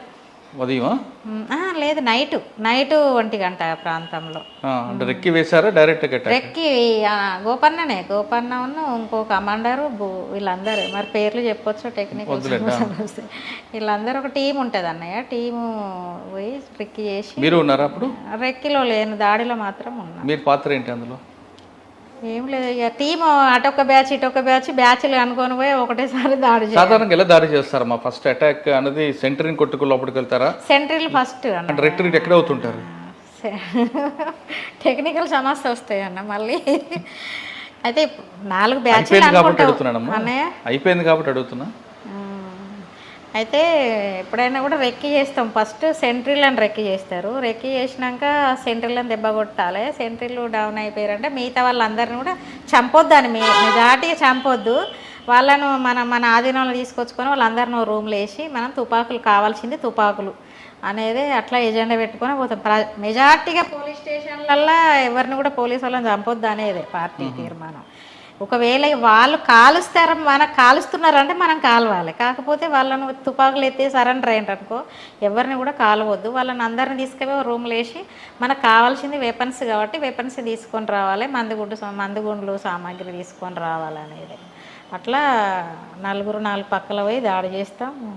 వాళ్ళని అందరిని ఒక రూమ్లో వేస్తాం, తుపాకులు ఎత్తుకొని వెహికల్ లేకపోతే నడకన ఇక సిటీ దాటేదాకా ఏదన్నా వెహికల్ మాట్లాడుకొని దాటుతాం, అడిగి వచ్చేదాకా.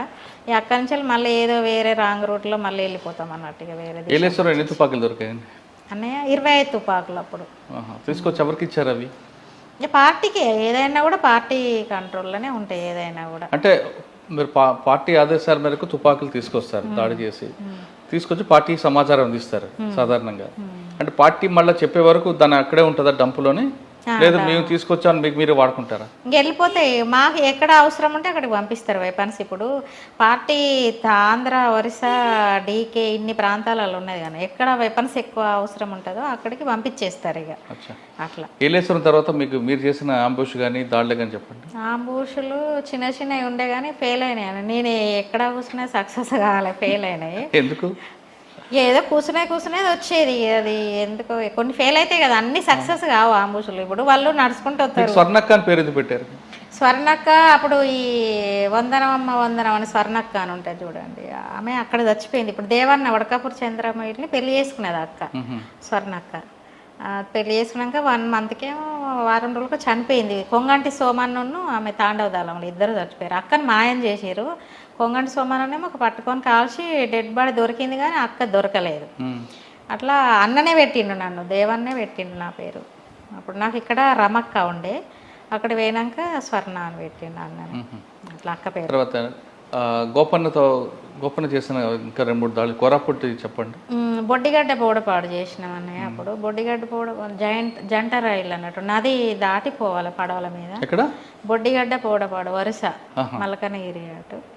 అవి మొత్తం అక్కడ కూడా చాలా మందిమే దాడి చేసినాం. 150-200 మంది పోయి 2 పోలీస్ స్టేషన్ మీద దాడి చేసి అందులో కూడా 100-200 తుపాకులు వచ్చినాయి అక్కడ 2 పోలీస్ స్టేషన్ల మీద. కానీ అక్కడ ఎవరిని చంపలేదు ఎవరిని కూడా. కోరాపుట్లో కూడా బాగానే వెపన్స్ బాగా వచ్చినాయి అక్కడ. ఇంకా పెద్ద దాడి అది. అది ఇక చాలా సార్ కోరాపుట్ దాడి చెప్పండి, తెల్లవారుజాము జరిగిన దాడి దాదాపు 2-3 గంటలు మీకు నేను దాంట్లో లేనన్నా, నేను లేను కానీ ఆ గోపన్ననే ఉన్నాడు ప్రధాన పాత్ర. ప్రతి దాడిలో ఆంబుష్లో పోలీస్ స్టేషన్ల మీద ఎక్కడైనా కూడా గోపన్న పాత్ర ఎక్కువ ఉంటుంది. కోరాపుట్ దాడిలో వెపన్స్ దొరికిన తర్వాత కూడా అక్కడున్న మహిళా కానిస్టేబుల్ని చంపడం అనేది బాధ అనిపించలేదమ్మా? బాధే ఉంటుంది అన్న, కానీ అది వాళ్ళు సరెండర్ అయిపోయిన తర్వాత కూడా చంపడం అనేది, సరెండర్ అయితే చంపొద్దు అన్న ఎప్పుడు కూడా. ఇప్పుడు నేను ఫస్ట్ చెప్పిన కదా, ఎవరిని కూడా పోలీసు వాళ్ళని చంపొద్దు. మనకు ఆయుధాలు ఫస్ట్, ఎవరిని కూడా పోలీసు వాళ్ళని చంపొద్దు. ఒకవేళ వాళ్ళు వెపన్ పట్టి ఎదురెదురు కాల్స్తే మనం కాలవాలి తప్ప మనం కాల్చి చంపొద్దు అనేది తీర్మానం పార్టీలో కొన్ని. ఎందుకంటే అది పెద్ద యుద్ధం కదా అన్న, యుద్ధంలో అది ఎట్లా తూటాలు తగులుతాయి, అది తగిలేది తెలియదు కదా. ఇప్పుడు గోపన్న కూడా దారకొండలో 3 తూటాలు పొత్తిగడుపు యూరిన్ పైపే కనబడ్డది, అక్కడ పడ్డది, ఇక్కడ పడ్డది, తొడల పడ్డది. 8 మంది, 4 గాయాలు, 2 చనిపోయారు, ఒకరు అక్కడ స్టేషన్లు ఉన్నారు. అంటే ఆ దాడికన్నా ముందు కోరాపుట్లో దాడి చేసినప్పుడు మహిళా కానిస్టేబుల్ని చెప్పడం బాధ అనిపించిందా లేదా? పార్టీ సమీక్షలో ఏం చెప్పారు? పార్టీ సమీక్ష అంటే వాళ్ళు, నేను వేరే కాడ ఉన్నా, వాళ్ళు ఏం మీకు నాకైతే అదైతే కరెక్ట్ కాదు. అంటే సరెండర్ అయినాక చంపుడు అయితే కరెక్ట్ కాదు, కాకపోతే అది అనుకోకుండా చనిపోయిందేమో అనుకుంటాను నేనైతే. ఓకే, ఇప్పుడు మీరు గోపన్న మీద దాడికి చెప్పండి. ఆయన ఆ రోజు ఏం జరిగింది? దారకొండ గోపన్న మీద దాడి జరిగింది కదా, ఆయన దాడి తప్పించుకున్నారు కదా. అప్పుడు దారకొండల్లా కదా. ఎలా జరిగింది? ఆడ దారకొండలో మేము ఆడ కూడా వెపన్స్ కోసమే పోయిన, మంచి ట్రైనింగ్ తోటే పోయినాం. Darakonda police station police station police station అన్న. పోలీస్ స్టేషన్లో అయితేనే వాళ్ళు ఆడ ఎక్కడైనా కూడా బలహీనంగా ఉన్న కాడనే దెబ్బ కొడతారు, బలంగా ఉన్న కాడ దెబ్బ కొట్టరు కదా పార్టీ. ఎప్పుడైనా కూడా ఆడ బలహీనంగా ఉంటారు కాబట్టి ఆ పోలీస్ స్టేషన్ మీద దాడి చేయాలి, మనకు వెపన్స్ ముఖ్యం అనేసి అనుకున్నాము. కొద్దిమంది పోలీసు వాళ్ళు ఉంటారు, వాళ్ళని చంపొద్దు, వాళ్ళని సరెండర్ అయితే సరెండర్ చేయించి వాళ్ళందరిని రూమ్లో వేసి వెపన్స్ తీసుకురావాలనుకున్నాం. మేము ముందు నుండి వెళ్ళినాం, మాకు ఒక కాలువ ఉంటుంది, ఊర్లోకి వెళ్ళి ఒక కాలువ ఉంటుంది దారకొండ. కొండ దిగంగా పోలీస్ స్టేషను, అటు వీళ్ళ వీళ్ళ వీళ్ళ దిక్కేమో వాళ్ళ ఆధీనంలోకి వచ్చింది ఆ ప్రాంతం వెనక సైడ్. మాది ముందు సైడ్ అన్నట్టు. మేము వడకాపూర్ చంద్రమౌళి టీము, నేను ఇక మేము అందరం బాంబులు వేస్తాం, గ్రైండర్లు వేస్తాం, కానీ వాళ్ళు ఫుల్ ఫైరింగ్ చేస్తారు. ఇద్దరు పోలీసు వాళ్ళు ఫుల్ ఫైరింగ్ చేస్తారు. ఇటు కంట్రోల్ అవుతలేదు ఎట్లా అనేసి మళ్ళీ వీళ్ళు శ్రీధర్ అని చనిపోయిండు, హైదరాబాద్ నుండి, ఆదిలాబాద్ అన్నయ్య. ఆయన స్టూడెంట్ నుండి వచ్చిండు పాపం. ఈయన మాదికి ముందుకు వచ్చి వీళ్ళు ఏం చేసారు, గోడ దునికి ఫైరింగ్ ఆటోమేటిక్ పెట్టుకొని ఏకేలు పట్టుకొని దాడి చేసి ఫైరింగ్ చేసుకుంటే వెళ్ళిండ్రు కానీ అందులో సాటుగా ఒక పోలీసు ఉంటే ఆ పోలీస్ ఆయన ఆ అన్నను కొట్టిండు, అన్నకు ఇక్కడ తగిలింది, స్పాట్ డెడ్ అన్న. ఈయనకేమో ఇక్కడ తగిలింది. ఈయన తగలంగానే వెంటనే మా దిక్కు పడ్డాడు, మా మీద పడ్డాడు. ఫెయిల్ అయిపోయింది, పోలీస్ స్టేషన్ ఫెయిల్ అయిపోయింది అని అంటాడు. అరే ఏమైందంటే శ్రీధర్ చనిపోయిండు, నాకు దెబ్బలు తగిలినాయి, తొందరగా మీరు ఎక్కడ పోవాలా దునకాల అనేసి అంటున్నాడు.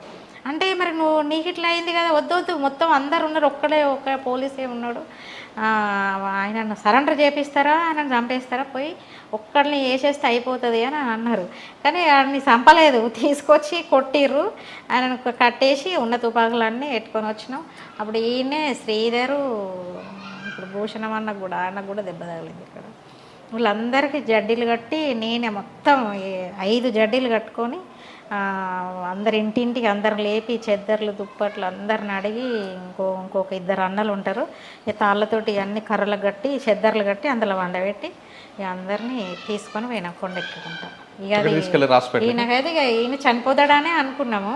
ఇక అప్పుడు ఇక నేను మళ్ళీ వేరే వెళ్ళిపోవాలి, నేను ఇక్కడ దాడి కాగానే ఇది మన ఆధీనంలోకి వస్తుంది, ఇక నేను మళ్ళీ వేరే వెళ్ళిపోయి మళ్ళీ వేరే అంబుషులో కూర్చోవాలనేది అనుకున్నాం. ఇక ఈలోపు ఈయన పడిపోయిండు. అప్పటికే అందరు పటాపటి ఒక అన్న అందులోనే పాపం తను స్టూడెంట్ నుండి వచ్చిండు, ఆయన ఆ అన్నయ్య అందులోనే చనిపోయిండు. సిటీ నుండి వచ్చిండు, ఆయనకు తెలియలేదు, బాలకృష్ణ అని అన్న చచ్చిపోయిండు. అక్కడ శ్రీధర్ వచ్చిండు, ఇంకో 4గురికి గాయాలైనాయి. 4గురికి కొండెక్కి తీసుకొని పోయినాం. అప్పుడు దేవేందర్ గౌడు హోంమంత్రి, అప్పుడు హెలికాప్టర్ మీద ఇక మేము పోయి పెద్ద అడవిలో ఉన్నాము. ఇక మాకు తిండి లేదు, ఏం లేదు, ఆగమాగం, అన్న చనిపోయి డెడ్ బాడీ అక్కడ ఉన్నది. పాపం ఇక నాకైతే ఆ రోజు ఇక చాలా బాధ అనిపించింది. ఇంతమందిని ఫస్ట్ టైం అన్నట్టు నేను ఇంతమంది గాయపడ్డలోని ఇట్లా తీసుకొని వచ్చుడు, అందరం కొద్దిగా ఇబ్బంది పడ్డాం అందరం కూడా.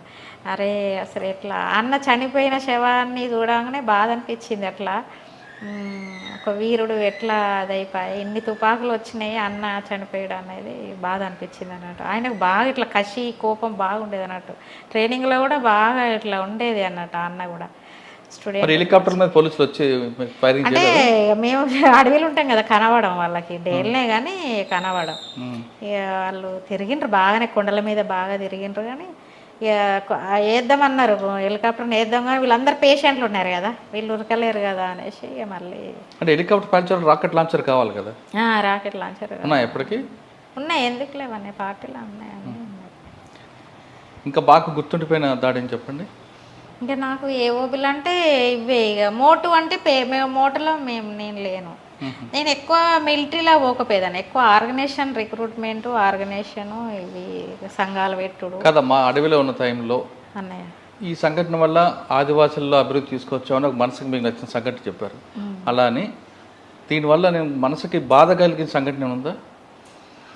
బాధ అంటే ఈ ఎక్కువ సారాల వల్ల చాలామంది చనిపోతారన్న. తర్వాత డెలివరీ టైంలో హాస్పిటల్ ఉండే వాళ్ళకి చాలామంది కలరా వచ్చి, ఇప్పుడు వర్షాలు స్టార్ట్ అవుతాయి కదనే, అప్పుడైతే కలరా వస్తుంది, మలేరియా వస్తుంది, వాంతులు, మోషన్స్, ట్యాబ్లెట్లు ఉంటాయి, చెట్ల మందులు ఉంటాయి. వాళ్ళు వాళ్ళ ఏమంటారు వాళ్ళ దేవతలను మొక్కుకుంటారు. వాళ్ళ దేవతలను మొక్కుకొని ఎడ్లను చాలా ఇంటికి ఒక ఎడ్ల కోసుకొని తింటారు. ఎడ్లను అయితే ఇక విపరీతంగా తింటారు. ఈ జబ్బులు వచ్చినాయని ఇక ఏమంటారు కలరా వచ్చి ఇట్లా ఊరంతా చనిపోతారు చూడండి.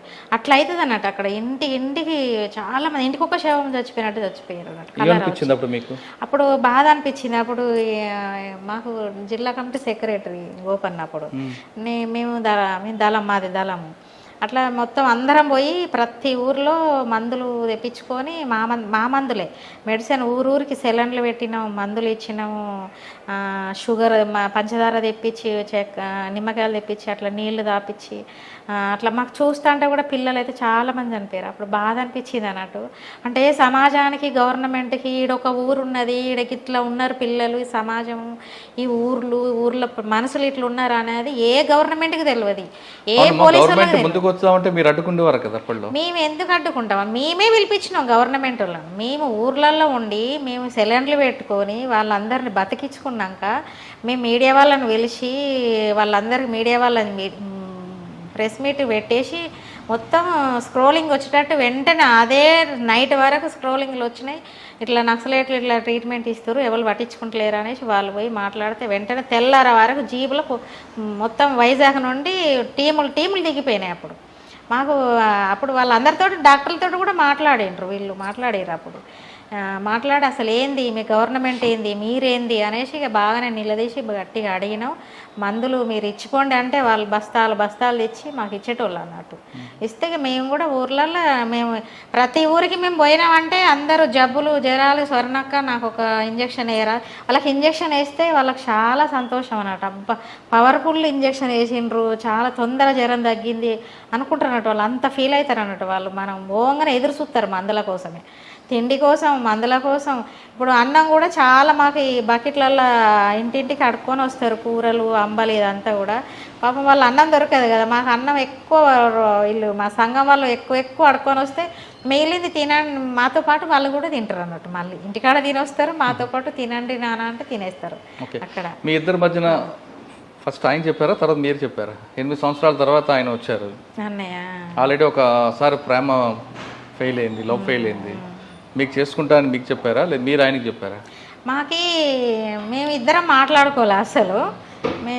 ఎందుకంటే నా పని నాకు, తన పని తనకు బాగా ఉండేది. మేము ఎప్పుడు కూడా ఇన్వాల్వ్ కాలే, మ్యారేజ్ చేసుకోవాలనేది అనుకోలేదు. దేవన్న వాళ్ళే ఎంటర్ అయినరు, దేవన్నను ఇప్పుడు బసవరాజు అన్న వాళ్ళు మాట్లాడుకొని. అయితే తనకి అంతా అక్కడ లోకల్ వీళ్ళంతా ఉంటారు, వరంగల్ నుండి పోయినదాన్ని నేను ఒక్కదాన్ని ఉన్నా అక్కడ. ఎందుకంటే ఇక మనకు వాళ్ళ దొరలు అనేది తెలియదు, మేము గౌడ్స్ వాళ్ళ దొరలు. క్యాస్ట్ ఇట్లా నా స్టడీ కూడా 7th చదివినా నేను, పెద్ద చదువుకున్న దాన్ని కూడా ఏం కాదు. కాకపోతే మాకు సమాజం చదువు తప్ప మాకు చదువు అనేది లేదు ఎక్కువ. దాన్ని బట్టే ఇంత నడుచుడు. ఈ దేవన్న వాళ్ళు గంగన్న వాళ్ళు మాట్లాడి మరి ఎవరిని చేసుకుంటే ఏంటంటే చాలా రోజులు పాపం చేసుకున్నానే అన్నారు.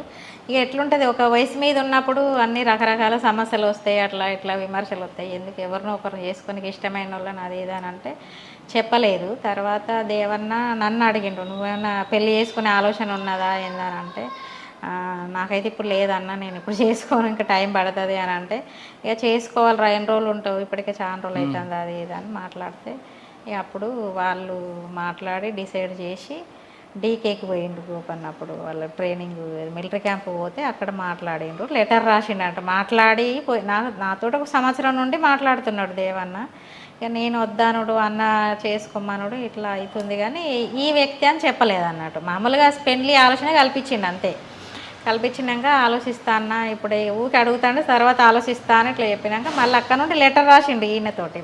రాసి ఈయనతోటి పంపించిండు, లెటర్ ఇచ్చిండు. కానీ ఈయనని ఆ లెటర్లో లేదు, నువ్వు చేసుకో, నేను వచ్చినాక మాట్లాడతా, నువ్వు చేసుకునే ఆలోచన ఉంటే నేను వచ్చాక మాట్లాడతా అని అన్నారు. అవి వచ్చినాక అన్న మాట్లాడిండు.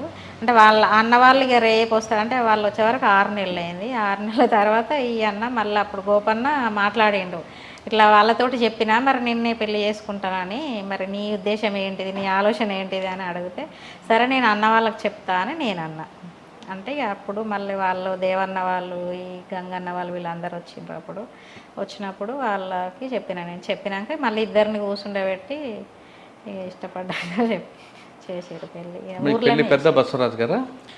అంటే మాట్లాడేది వాళ్ళు బసవరాజును దేవన్న. మాకు అప్పుడు ఏఓబి రాష్ట్ర కమిటీ సెక్రటరీ దేవన్న కాబట్టి వాళ్ళదే బాధ్యత ఉంటుంది, గైడెన్స్ ఇస్తారు కదన్న. ఇక పలానా వ్యక్తికి ఎందుకంటే మంచిగా నిలదొక్కుకోవాలి, మళ్ళీ సరెండర్ అయ్యేటోళ్ళు, వెళ్ళిపోయేటోళ్ళు, చిన్న చిన్న సమస్యలను అర్థం చేసుకునేటోళ్ళు, ఇవన్నీ కొద్దిగా లోపాలు ఉంటాయి కదా. మళ్ళీ ఈయన మిలిటరీ పరంగా చాలా యాక్టివ్గా ఉంటాడు. మళ్ళీ ఈయన తగ్గట్టు మంచి గట్టిగా నిలదొక్కునేటోళ్ళు ఉంటేనే ఒక్కొక్కరి ఆలోచనలు బట్టి వాళ్ళకి ఎవరైతే సూట్ అవుతుందో వాళ్ళనే చేస్తారు, ఎవరిని వాడితే వాళ్ళని. పెళ్లి చేస్తారమ్మా? మాకు పలకజీడి ఏరియాలో అన్నయ్య, పలకజీడి ఏరియాలో మీడియా వాళ్ళు కూడా వచ్చారు అప్పుడు. చాలా పెళ్లి ఫోటో, పెళ్లి ఫోటోలు ఇవ్వన్నయ్య. అప్పుడు ఈ సెల్లులు ఇవన్నీ లేవు కదా అసలే, ఫోటోలు కూడా ఏం. సరే అమ్మా, మీరు అడవిలో ఉన్న టైంలో ఈయన మేనమా చెప్పారు కదా, అక్కడ పిల్ల వాసుదేవరావు గారు ఎప్పుడైనా కనబడ్డారా? బయటకు వచ్చినాకనా? లోపల ఉన్నప్పుడు వీళ్ళు రెగ్యులర్గా కలుసుకున్నారు. నాకు మల్కనగిరిలో కలిసిండు. నేను ఎక్కువ అటు మేను మీద ఉంటాను, నేను ఎక్కువ క్యాంపులకు వాటి వీటి. మల్కనగిరి కప్పులూరు ఏరియా. ఇప్పుడు నది సీలేరు నది ఉన్నదండి, ఆ నది పొడుగుతా నేనే తిరిగేది అక్కడ అంతా. నేను ఇప్పుడు ఈయన అరెస్ట్ అయ్యిండు, జైల్లో ఉన్నాడు. ఏమన్నారు మీకు?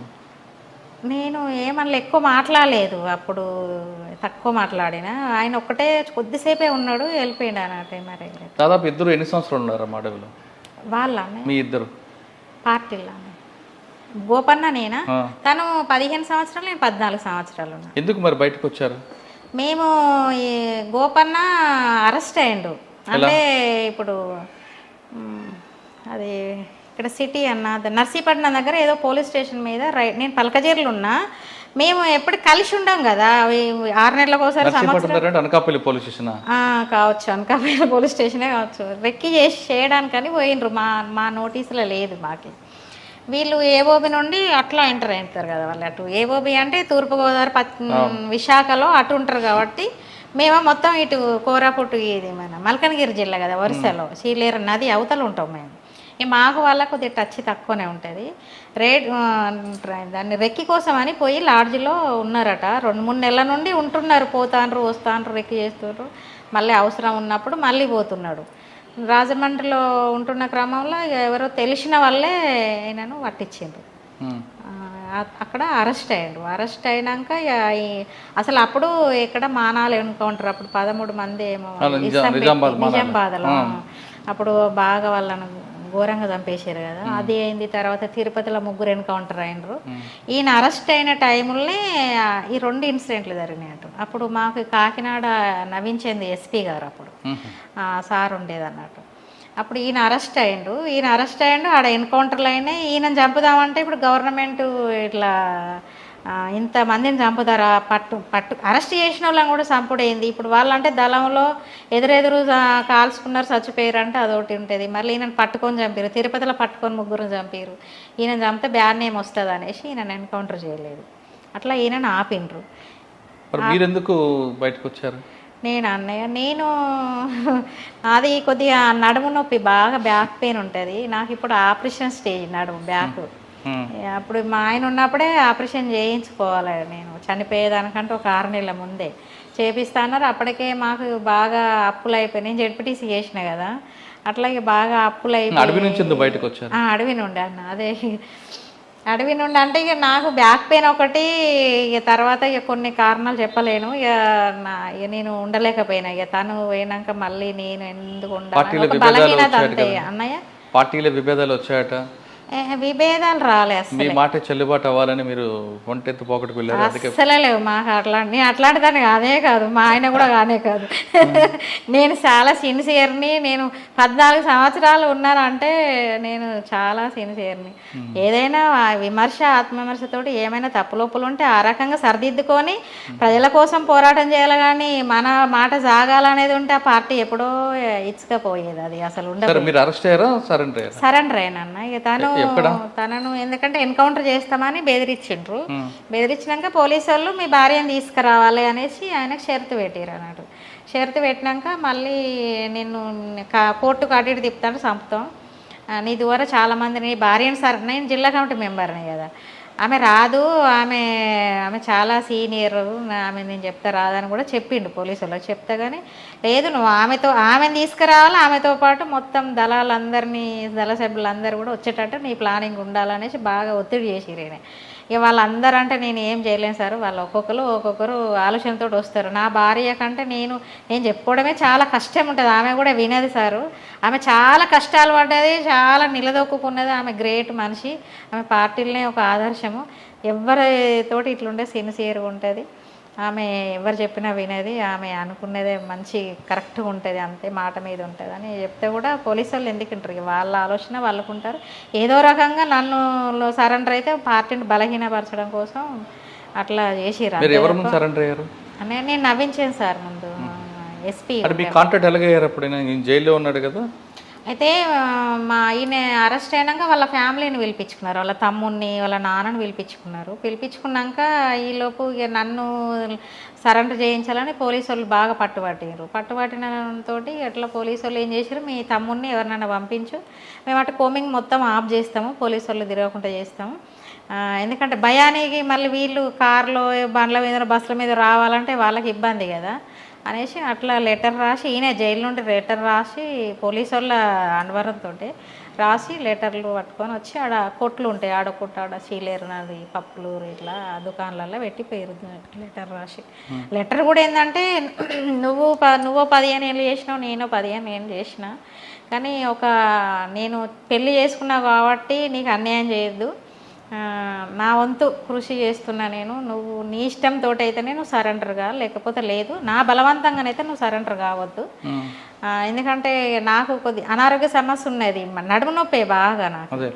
ఇక అట్లా నువ్వు ఆలోచించు, నువ్వు నా బలవంతంగా అయితే రావద్దు, కాకపోతే పోలీసు వాళ్ళ ఒత్తిడి అయితే నిన్ను తీసుకురావాలనేది నా మీద బాగా టార్గెట్ చేసిర్రు, నన్ను ఎన్కౌంటర్ చేస్తామంటున్నారు. నువ్వు ఆలోచించి నిర్ణయం తీసుకొని పార్టీ వాళ్ళకి చెప్పి రా అని చెప్పారు అన్నట్టు. అట్లా నేను కూడా అసలు రావాలనుకోలేదు, నేను అసలు ఏ రోజు కూడా. ఎందుకంటే నేను ఇలా కుటుంబం నాకు సహకరించారు అసలే. ఇక నేను పార్టీలే చావాలి, పోతే ఇక మళ్ళీ ఈయనతోటన్నా పోవాలి, లేకపోతే పార్టీలో నిలదొక్కుకోవాలి, పార్టీలే చావాలనేదే నా కర్తవ్యం, అంతే, నా సిద్ధాంతమే అది. ఎందుకంటే మళ్ళీ ఫ్యామిలీ అంతా ఎవరు గారు, ఇంటికి పోతే లేరనే బయటకు వచ్చినాక. ఎంతమంది అమ్మ పిల్లలు? ఒక పాప. బయటకు వచ్చారు, ఆయన జైలు నుంచి బయటకు వచ్చారు. దాదాపు 2004 నుంచి కావాలి మీరు వరంగల్, 2005 నుంచి వరంగల్లో సెటిల్ అయ్యారు. కొంతకాలం కాంగ్రెస్ పార్టీలో ఉన్నారు, తర్వాత టీఆర్ఎస్ పార్టీ, కొంత రాజకీయంగా మీరు వెళ్ళారు. ఇంత జరుగుతున్న టైంలో ఆయన్ని మర్డర్ చేసేంత ధైర్యం ఎవరికి ఉందమ్మా? ఎందుకంటే ఆయన బ్యాక్గ్రౌండ్ తెలిసిన తర్వాత కూడా. అది రాజకీయ నాయకులు ఉన్నారు, రియల్ ఎస్టేట్ వాళ్ళు కూడా ఉన్నారు. అసలు ఏం జరిగిందమ్మా అసలు? అసలు తను మేము పొలిటికల్గా ఎప్పుడైతే వచ్చినామో అసలు గోపన్నను ఎవరు కూడా అసలు ఆయన చూడంగానే ఈయన తొక్కి పడేయాలనే ఆలోచనలతోటే ఉన్నారు. గవర్నమెంట్ రాజకీయ నాయకులైనా రియల్ ఎస్టేట్ వాళ్ళైనా అందరూ కూడా ఎక్కడ ఈయన ఎదుగుతాడు అనే దాంతో నేను జెడ్పీటీసీ ఉన్నప్పుడు నేను ఎమ్మెల్యే కూడా నామినేషన్ వేస్తే మాకు కేసీఆర్ టికెట్ ఇస్తానని మళ్ళీ టీడీపీ తోటి అలయన్స్ కాంగ్రెస్ పార్టీ నుంచి టీఆర్ఎస్లోకి ఎందుకు వచ్చారు? అప్పుడు ఇక పార్టీ మావోయిస్ట్ పార్టీ వాళ్ళు కూడా టీఆర్ఎస్ ప్రత్యేక తెలంగాణ కావాలని కోరుకుంటున్నారు కదా. ఇక మేము అసలు రావడమే తప్పు పని చేసినాం, రాజకీయాలకు అసలు రావద్దు. మేము రాజకీయాలను వ్యతిరేకించి దాంట్లో కూడా మాది చాలా పెద్ద తప్పు. మా ఆయన సావుకు కారణం కూడా రాజకీయ పార్టీలు అంతే, వీళ్ళంతా రియల్ ఎస్టేట్ వాళ్ళు వీళ్ళంతా కూడా.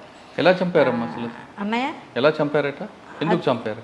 ఇక అంతే, మాకి అన్నయ్య వచ్చిన కాంచెలు కూడా నేను జడిపిటీసి ఉన్న కాంచెలు కూడా మా ఆయన మీద లెటర్లు వేసుడు సంపదనాన్ని, రాజకీయ నాయకులే సంపదనాన్ని ఇంటి కాడ గేట్ల అవతల లెటర్లు వేసుడు, ఇట్లా చాలా ఇబ్బంది పెట్టిరు ఆయన. ఎటు పోయినా కూడా కథం మేము ఇక్కడ ఏదన్నా రియల్ ఎస్టేట్ చేస్తే గోపన్న ఇక్కడ ఆక్రమిస్తాడు అక్కడ ఆక్రమిస్తాడు అని తెల్లార వరకే పేపర్లలో వచ్చుడు.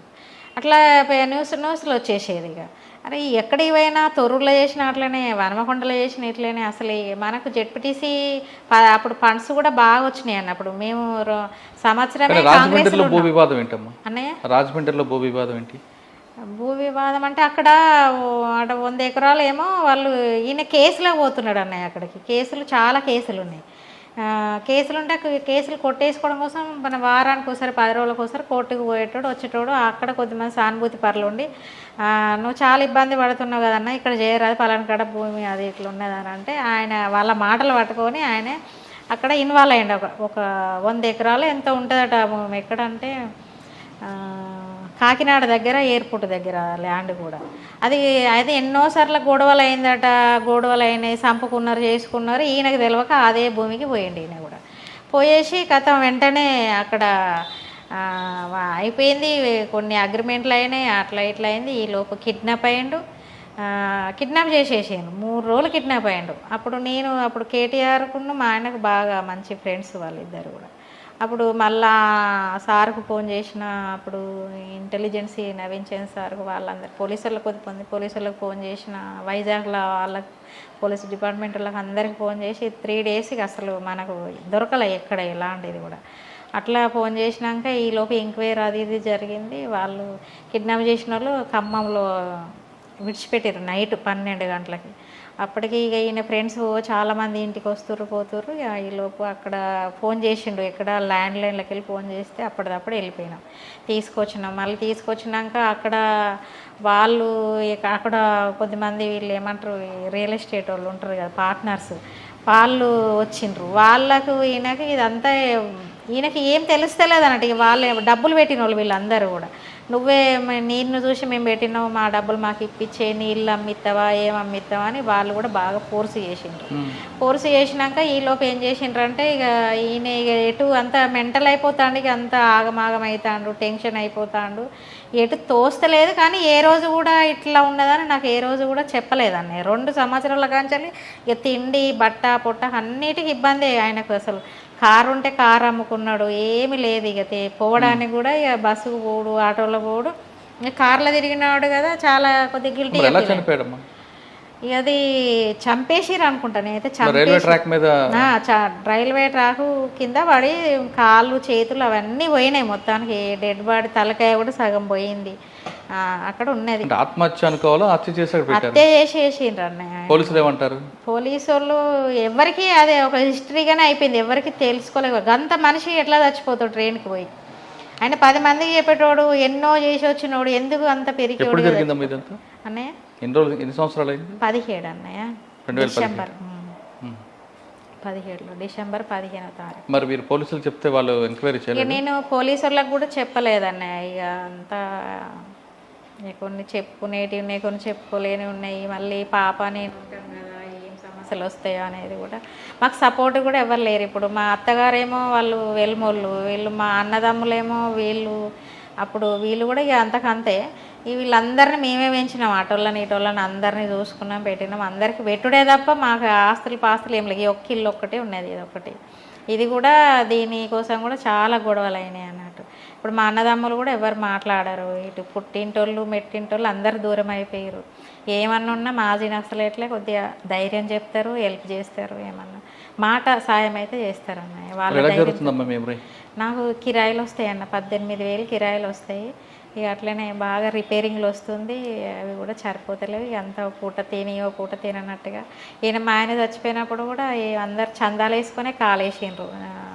దినాలప్పుడు కూడా అందరూ ఫ్రెండ్స్, మా అమ్మోళ్ళు వాళ్ళ అమ్మోళ్ళు ఫ్రెండ్స్ అట్లా అందరూ వేసుకొని కార్యాలయాలు తీసారు అంతే. ఇక ఇప్పుడు బెదిరింపులు వస్తుంటాయి ఏమన్నా?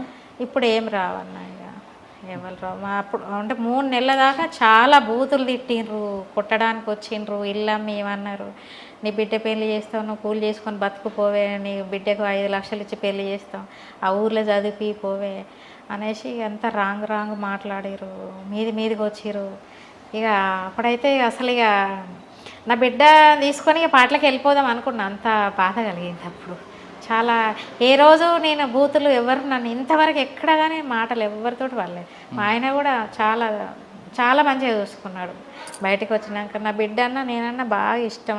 లెటర్లో కూడా మొత్తం మాదే రాసిండు, అందులో మొత్తం సూసైడ్లో కూడా మరి ఆయన రైటింగ్ లాగానే ఉన్నది, కానీ కొన్ని ఇట్లా టిక్కులు పెట్టి బంద్ పెట్టిండు. అది మరి ఆయనదా బెదిరించి రాయించిర్రా ఏంటిది అనేది తెలియదు అన్నట్టు. ఆయన దగ్గర ₹1 కూడా లేదు అసలే ఆయన దగ్గర. చాలా అంటే సాధారణంగా అమ్మ భర్త లేని కుటుంబం అంటే చాలా మంది చులకంగా చూస్తుంటారు, కానీ మీలాంటి వాళ్ళ వైపు కూడా అలా చూస్తున్నారంటే వాళ్ళకి ఎంత ధైర్యం ఉండాలి కదన్న. నేను ఒక తుపాకీ పట్టి 15 ఏళ్ళు పనిచేసిన దాన్ని నన్నే గింత ఇబ్బంది పెడుతున్నారు. మామూలు సాధారణ మహిళలు ఎన్నో ఎదుర్కొంటున్నారు. అసలు నిజంగా అన్నయ్య, అసలు అటువంటి సంఘటన చూసినప్పుడు ఏమనిపిస్తుంది? నాకైతే చాలా కోపం వస్తుంది అన్న, చాలా బాధ అనిపిస్తుంది. అసలు నాకు కూడా ఎన్నో వస్తాయి, కానీ ఒక నక్సలైట్గా ఉన్నాను కాబట్టి నేను తట్టుకొని నిలబడతాను.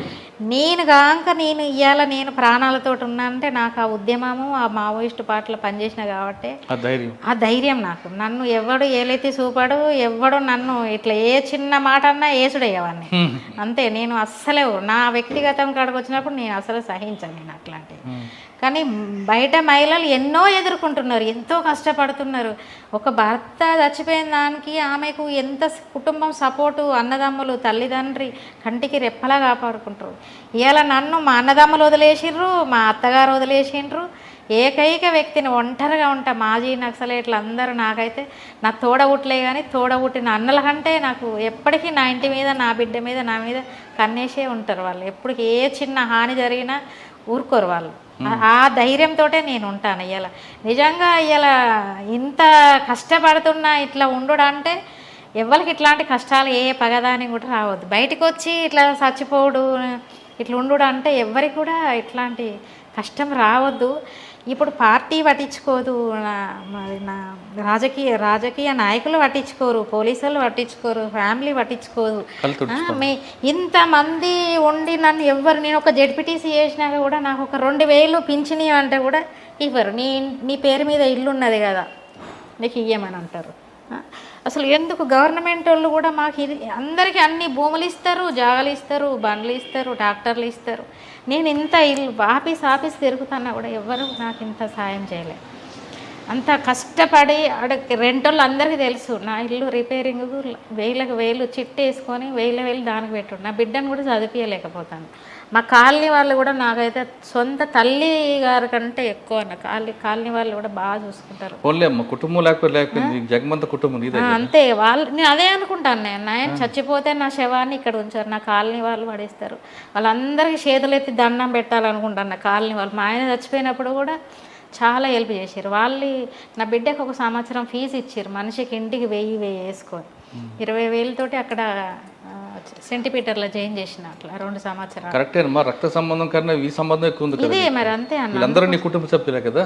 నాకు కుటుంబాల మీద నాకు ఎప్పుడైతే నేను పార్టీలో అడుగుపెట్టినో కుటుంబం మీద పోలీసు వాళ్ళు కొట్టుడు, అప్పుడు ఇంటికాడ చిన్నప్పుడే నేను స్కూల్ వేసినప్పుడే మా అన్న కోసం వచ్చి అది ఒకటి కోపం, మా ఫ్యామిలీ మీద కోపం. నాకు అప్పటికి ఇప్పటికి ఎప్పుడు పోలే. మా ఫ్యామిలీని చూసి కూడా రాలే. నేను కేవలం గోపన్న కోసం అని వచ్చిన, సరే ఇప్పుడన్నా సుఖ పెడతాడు కావచ్చు అని అనుకున్నా, కానీ తను కూడా ఆగం చేసింది నన్ను. ఎవరు నేను ఇంకా పాటలకు పోతే నాకు అసలు నా బిడ్డను తీసుకొని పోతే నేను పనికి రాకున్నా, నేను పని చేయకున్నా నా బిడ్డ 10th చదివింది అనుకోండి, నా బిడ్డ పనికిరాదు ఆ పాటలకి. ఇప్పుడు ఎవ్వరు పట్టించుకోనప్పుడు నేను ఇక్కడ వచ్చి నేను ఏం లాభం చెప్పండి. నాకు కనీసం ఇంత భూమి ఇయ్యరు, నాకు ఒక రివార్డు 2 లక్షలు ఇచ్చిరన్న అంతే. నాకు ఒక ట్రాక్టర్ ఇస్తామన్నారు, అది ఇవ్వలేదు. ఇల్లు జాగా ఇస్తామని అది ఇవ్వలేదు. ఏది మేము తీసుకోలేదు. మా ఆయనకి ఇవ్వలేదు. మా ఆయన అంటే అరెస్ట్, నేను సరెండర్. మరి నాకైనా ఇవ్వాలి కదా. ఈరోజు నేను ఆఫీసులో చుట్టూ తిరిగి అందరు కాగితాలు ఇచ్చిన. రీసెంట్గా కూడా మా సొంత ఇప్పుడు ఆశన్న వాళ్ళ బావకి మా ఆయన నేను జడిపిటి చేసినప్పుడు వాళ్ళ బిడ్డ పెళ్ళికి డబ్బులు ఇచ్చిండు. డబ్బులు ఇస్తే ఆ డబ్బులు ఇవ్వని పోలీసు వాళ్ళ దగ్గరికి పోయినా, రాజకీయ నాయకుల దగ్గరికి పోయినా, ఆమె ఊర్లో ఉంటుందా, ఊర్లో ఉన్నోడికి మనం అది చేయాలి కానీ ఊరు దాటి ఉన్నదానికి పని ఎందుకు చేయాలి అని మాట్లాడేది. చేయలేదు హెల్ప్, పోలీసు వాళ్ళు చేయలేదు, రాజకీయ నాయకులు కూడా చేయలేదు. 30,000 నేను అప్పు తెచ్చుకొని తిరిగినన్న వాళ్ళకి వీళ్ళకి పెట్టుకుంటా. ఈ టైంలో అవి తీర్చాలంటే నాకు ఏడుపు వస్తుంది. ఇప్పుడు ఎట్లా తీర్చాలి? చిన్న మా ఆయన చచ్చిపోయే కంటే ముందు కూడా అక్కడ 1,00,000, ఆడో 50,000, ఆడో 20,000 తీసుకొచ్చి ఇచ్చినాను. అవి కూడా నా మీద పడే. అప్పుడు చందాలు ఇస్తే అట్లా కొద్దిమందికి చేరిపిన. ఇంకా కిరాణం షాప్లో మేము కట్టాలి, ఓ సంవత్సరం డబ్బులు ఇంకా 30,000 ఎంతో కట్టాలి. మొన్న రీసెంట్గా 3 రోజుల కింద వచ్చిపోయింది. ఎట్లా కట్టాలని కాళ్ళ మీద పడేడ్చిన. ఊరుకుంటారన్న వాళ్ళు పాపం దుకాణంలో మనం తిన్నప్పుడు నేను తిన్నా కదా, ఎట్లా అన్న ఒక 2,000 ఇస్తానని బతిలాడి పంపించింది. అట్లాంటి దీన పరిస్థితులలో నా బతుకున్నది. ఇవ్వాలి నాకు ఇవ్వాలి. నేను పాటలో పోతే నా పార్టీ అన్నీ నన్ను కాపాడుతుంది, నా బిడ్డను కాపాడుతుంది, నాకు ధైర్యం. వీళ్ళందరూ ఉంటారు కదా. ఎందుకు నేను బయటికి వచ్చి మా ఆయన ఎందుకు చచ్చిపోయిండు, మా ఆయనను ఎందుకు చంపారు, నేను ఇన్ని రోజులు అడగలేదన్న. అసలు బయటికి పోను. ఇదే ఇంట్లో ఉన్నదో లేదో ఎవ్వరింటికి పోను. ఈ కిరాయిల మీద ఉన్నదో లేదో తినుకుంటే ఇట్లనే ఉంటాయి. ఎవరి దగ్గర పోను, ఎక్కడ మాట్లాడా. నువ్వు ఏడకూడదమ్మా, నువ్వు ధైర్యంగా ఉండాలి. నీ వెనక పెద్ద కుటుంబం ఉంది. చాలా కష్టాలన్న, అసలు ఇట్లాంటి కష్టాలు రావు. ఏం కష్టాలు ఎవరు సరే ఎవ్వరు ఏం కష్టాలు ఎప్పుడు ఉండిపోవమ్మా. కష్టాల తర్వాత మంచి రోజులు వస్తాయి. 50 సంవత్సరాలు వయసు కాదమ్మా, మంచి కూతురు ఉంది, ఆమె చదువుతుంది, ఆమె చదివి నిలబడిందంటే నీకు ఇంకా వెనక్కి తిరిగి చూసుకోవట్లేదు. చదివియాలంటే డబ్బు కావాలి. ఎట్లా అని మాది ఇప్పుడు గోపన్నని పెళ్లి చేసుకున్నందుకు ఓసీ, బీసీ కాదు. మాకు అట్లా కూడా ఏమీ వచ్చేటట్టు లేవు, ఎట్లా బతుకుడు అనేది అది బాగా మాకు. మరి చివరిగా చెప్పు, చాలామంది మహిళలు ఇట్లాంటి కష్టాలు వచ్చినప్పుడు ఏదో చేసుకోవాలి, ఏదేదో వేరే మార్గం వెళ్ళిపోతుంటారు. కానీ మీరు మాత్రం అటువంటి కష్టాలు వచ్చినా ధైర్యంగా మీ పాపకి ఒక తల్లిగా చక్కని మార్గంలో తీసుకెళ్తున్నారు. అటువంటి కష్టాలున్న మహిళలకి, అటువంటి ఆలోచనలో వెళ్ళాలనుకున్న మహిళలకి మీరు ఇచ్చే మెసేజ్ ఏంటి? కష్టాలు వచ్చిన అంటే మీలాంటి కష్టాలు వచ్చిన మహిళలు మీరు కాబట్టి ధైర్యంగా ఉన్నారు. ఎందుకంటే పార్టీలో పనిచేశారు, ఆ గుండె ధైర్యం ఉంది, ఎవడైనా వస్తే తాట తీస్తానని చెప్తున్నారు. ఆ పాప కోసం మీరు కష్టపడుతున్నారు. కానీ కొంతమంది మహిళలు ఆ ఓర్పు లేక సహనం కోల్పోయి వేరే వేరే మార్గాలు ఎంచుకుంటారు, సూసైడ్ చేసుకుంటారు. అటువంటి ఆలోచన ఉన్న మహిళలకి, అటువంటి బాట వెళ్ళాలనుకున్న మహిళలకి మీరు ఇచ్చే సమాచారం ఏంటంటే? ఒకటే అన్న, మహిళలకి హక్కులు కావాలంటే అంటే అందరూ ఆత్మహత్య చేసుకోవాలంటారా, లేదా మీలాగే నిలబడి పోరాడి సాధించాలంటారా? ఎవరు కూడా అన్నయ్య భర్త చచ్చిపోయిన వాళ్ళు కానీ లేకపోతే ఆర్థిక పరిస్థితులలో కానీ ఎవరు కూడా సూసైడ్ చేసుకోవద్దు. ఎవరి కోసమో పిరికోళ్ళలాగా చచ్చిపోద్దు. మా ఆయన చచ్చిపోయిందని కూడా నేను ఒప్పుకోను. నేను మా ఆయనని అంటూనే ఉంటాను, నేను నిలదీస్తూనే ఉంటాను. నేను ఇప్పటికీ ఎవరికైనా చెప్పే దాంట్లో కూడా పిరికిలాగా చనిపోయింది, ఎందుకు చనిపోయింది, ఏ విషయం నాకు చెప్పలేదు. కానీ చనిపోయిండు, ఎట్లా చనిపోయిండు, ఎందుకు చనిపోయిండు, ఎలాంటి కష్టాలు అనేది ఏ రోజు కూడా చెప్పలేదన్న నాకు. కానీ ఈరోజు బయట సమాజంలో నాకంటే ఎక్కువ ఎదుర్కొంటున్నారు భర్తలు చచ్చిపోయిన వాళ్ళు కానీ, మామూలు ఆర్థికంగా చితికిపోయిన వాళ్ళు కానీ, ఇడిచిపెట్టిన ఒంటరి మహిళలు కానీ ఎంతోమంది ఉన్నారు. కానీ ఎవరు కూడా సూసైడ్ చేసుకోవద్దు. ఏంటంటే దీనికి మనం అందరం ఒక కమిట్మెంట్ తోటి ఒక సంఘంగా ఏర్పడి మనం ఒక ఉద్యమంగా బయట మహిళలకు ఒక రక్షణ కావాలంటే ఒక కమిట్మెంట్ తోటి 10 మంది 15 మంది ఒక క్యాంపెయిన్ లాగా అట్లా చేసుకొని మనకి ఇట్లా వెళ్ళిపోతే వాళ్ళందరూ చాలామందిని కూడా కాపాడవచ్చు అన్న. వాళ్ళందరినీ కూడా మనం నిలబెట్టుకోవచ్చు. ఎందుకంటే ఇలా సూసైడే మార్గం కాదు కదా. అట్లా చచ్చిపోవాలంటే మనం ఎందుకు బలవంతంగా ప్రాణం తీసుకోవాలి? మనం కొట్లాడుకోలేమా, మనం నిలబెట్టుకోలేమా? ఎప్పుడైనా కూడా ధైర్యంగా ఉండాలి. ఎవడన్నా వాడు మన మీద పడ్డే మనని పెళ్లి చేసుకుంటామనో మనం వాడుకుంటామని వచ్చినా వేస్తూనే ఉండాలి అంతే. ఎవరినైనా కూడా వేస్తూనే ఉండాలి, నిలదీస్తూనే ఉండాలి. వాడిని ఎక్కడ ఏం చేయాలో అక్కడ చేస్తూనే ఉండాలి. వాడు ఇంకోసారి మన దగ్గరికి మనం చూడనే వద్దు. వాడు నేను ఎప్పుడు తల దించుకొని తిరగాను, నేను తల ఎత్తుకొనే తిరుగుతాను. మనం చూడడం కాదు, అసలు ఆలోచన రాకూడదు, ఆలోచనే రావద్దు వాడికి. మనం చూడంగానే వాడికి అట్లా పిరికిలాగా వాడికి అది కావాలి వాడికి, అంతేగాని మనకు ఆలోచన రావద్దు. వాడికి కూడా చూసేటోడు కూడా మన దిక్కు అట్లాంటి ఆలోచనలు రావద్దు, అలాంటి ఉండనే ఉండొద్దు. అసలు లేడీస్ ఎవరైనా కూడా ధైర్యంగా ఉండాలి. ఎందుకంటే కన్న తల్లిదండ్రి వాళ్ళు కన్నారు మనను, కానీ వాళ్ళ ఆశలకు మనం వాళ్ళ ఎన్నో మన మీద పెట్టుకొని వాళ్ళు పాపం ఉంటారు. కానీ వాళ్ళని ఏడిపియొద్దు, తల్లిదండ్రిని ఏడిపియొద్దు. ఎప్పుడైనా కూడా మనం మన పిల్లల కోసం నిలబడాలి, మన తల్లిదండ్రి కోసం నిలబడాలి.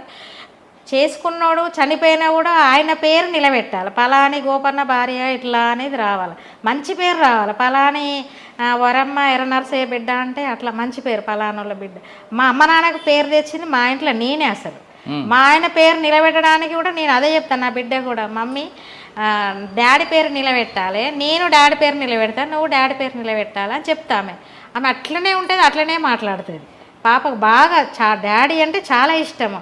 అంటాడు నేను ఎంత ఎత్తుకు ఎదిగినో అంతే దిగజారిపోయినా నేను. అంటే బయట ఒత్తిళ్ళు నాకు అట్లున్నాయి, నేను ఇట్లా నన్ను వాడుకున్నారు, నన్ను అయితే ఎంతమంది ఉపయోగించుకున్నారో ఇలా వాళ్ళ ద్వారానే నాకు ఎవరు కూడా సాయం చేయాలి, వాళ్ళ ద్వారానే నేను ఇలా చనిపోతున్నా. ఇలా నా సావుకి కారణం ఎవరో వాళ్ళు చాలామంది కారకులు ఉన్నారు. ఇలా నా బిడ్డ ఆగము, నా భార్య ఆగము. బిడ్డ నీకు తండ్రి లేకుండా అవుతుంది, అమ్మ అమాయకురాలు, నువ్వు పెద్దగా అయినాక అమ్మని మంచిగా చూసుకో బిడ్డ అని రాసిండు అందులో లెటర్. అది చదివి వినిపిస్తాను నా బిడ్డకి, తెలుసా అది అట్లా అమ్మ అమాయకురాలు తెలుసు మా ఆయనకు. నేను ఉన్న కాడికి సిన్సియర్గా ఉండాలి, క్రమశిక్షణ ఉండాలి, నా బిడ్డను అట్లనే పెంచాలి, మా ఆయన పేరు నిలబెట్టాలి, నా తల్లిదండ్రుల పేరు నిలబెట్టాలి. అందుకే మా ఆయనకు సంవత్సరానికి ఒకసారి బియ్యం ఇచ్చినా కూడా వాళ్ళ తల్లిదండ్రి ఫోటో పెట్టి కూడా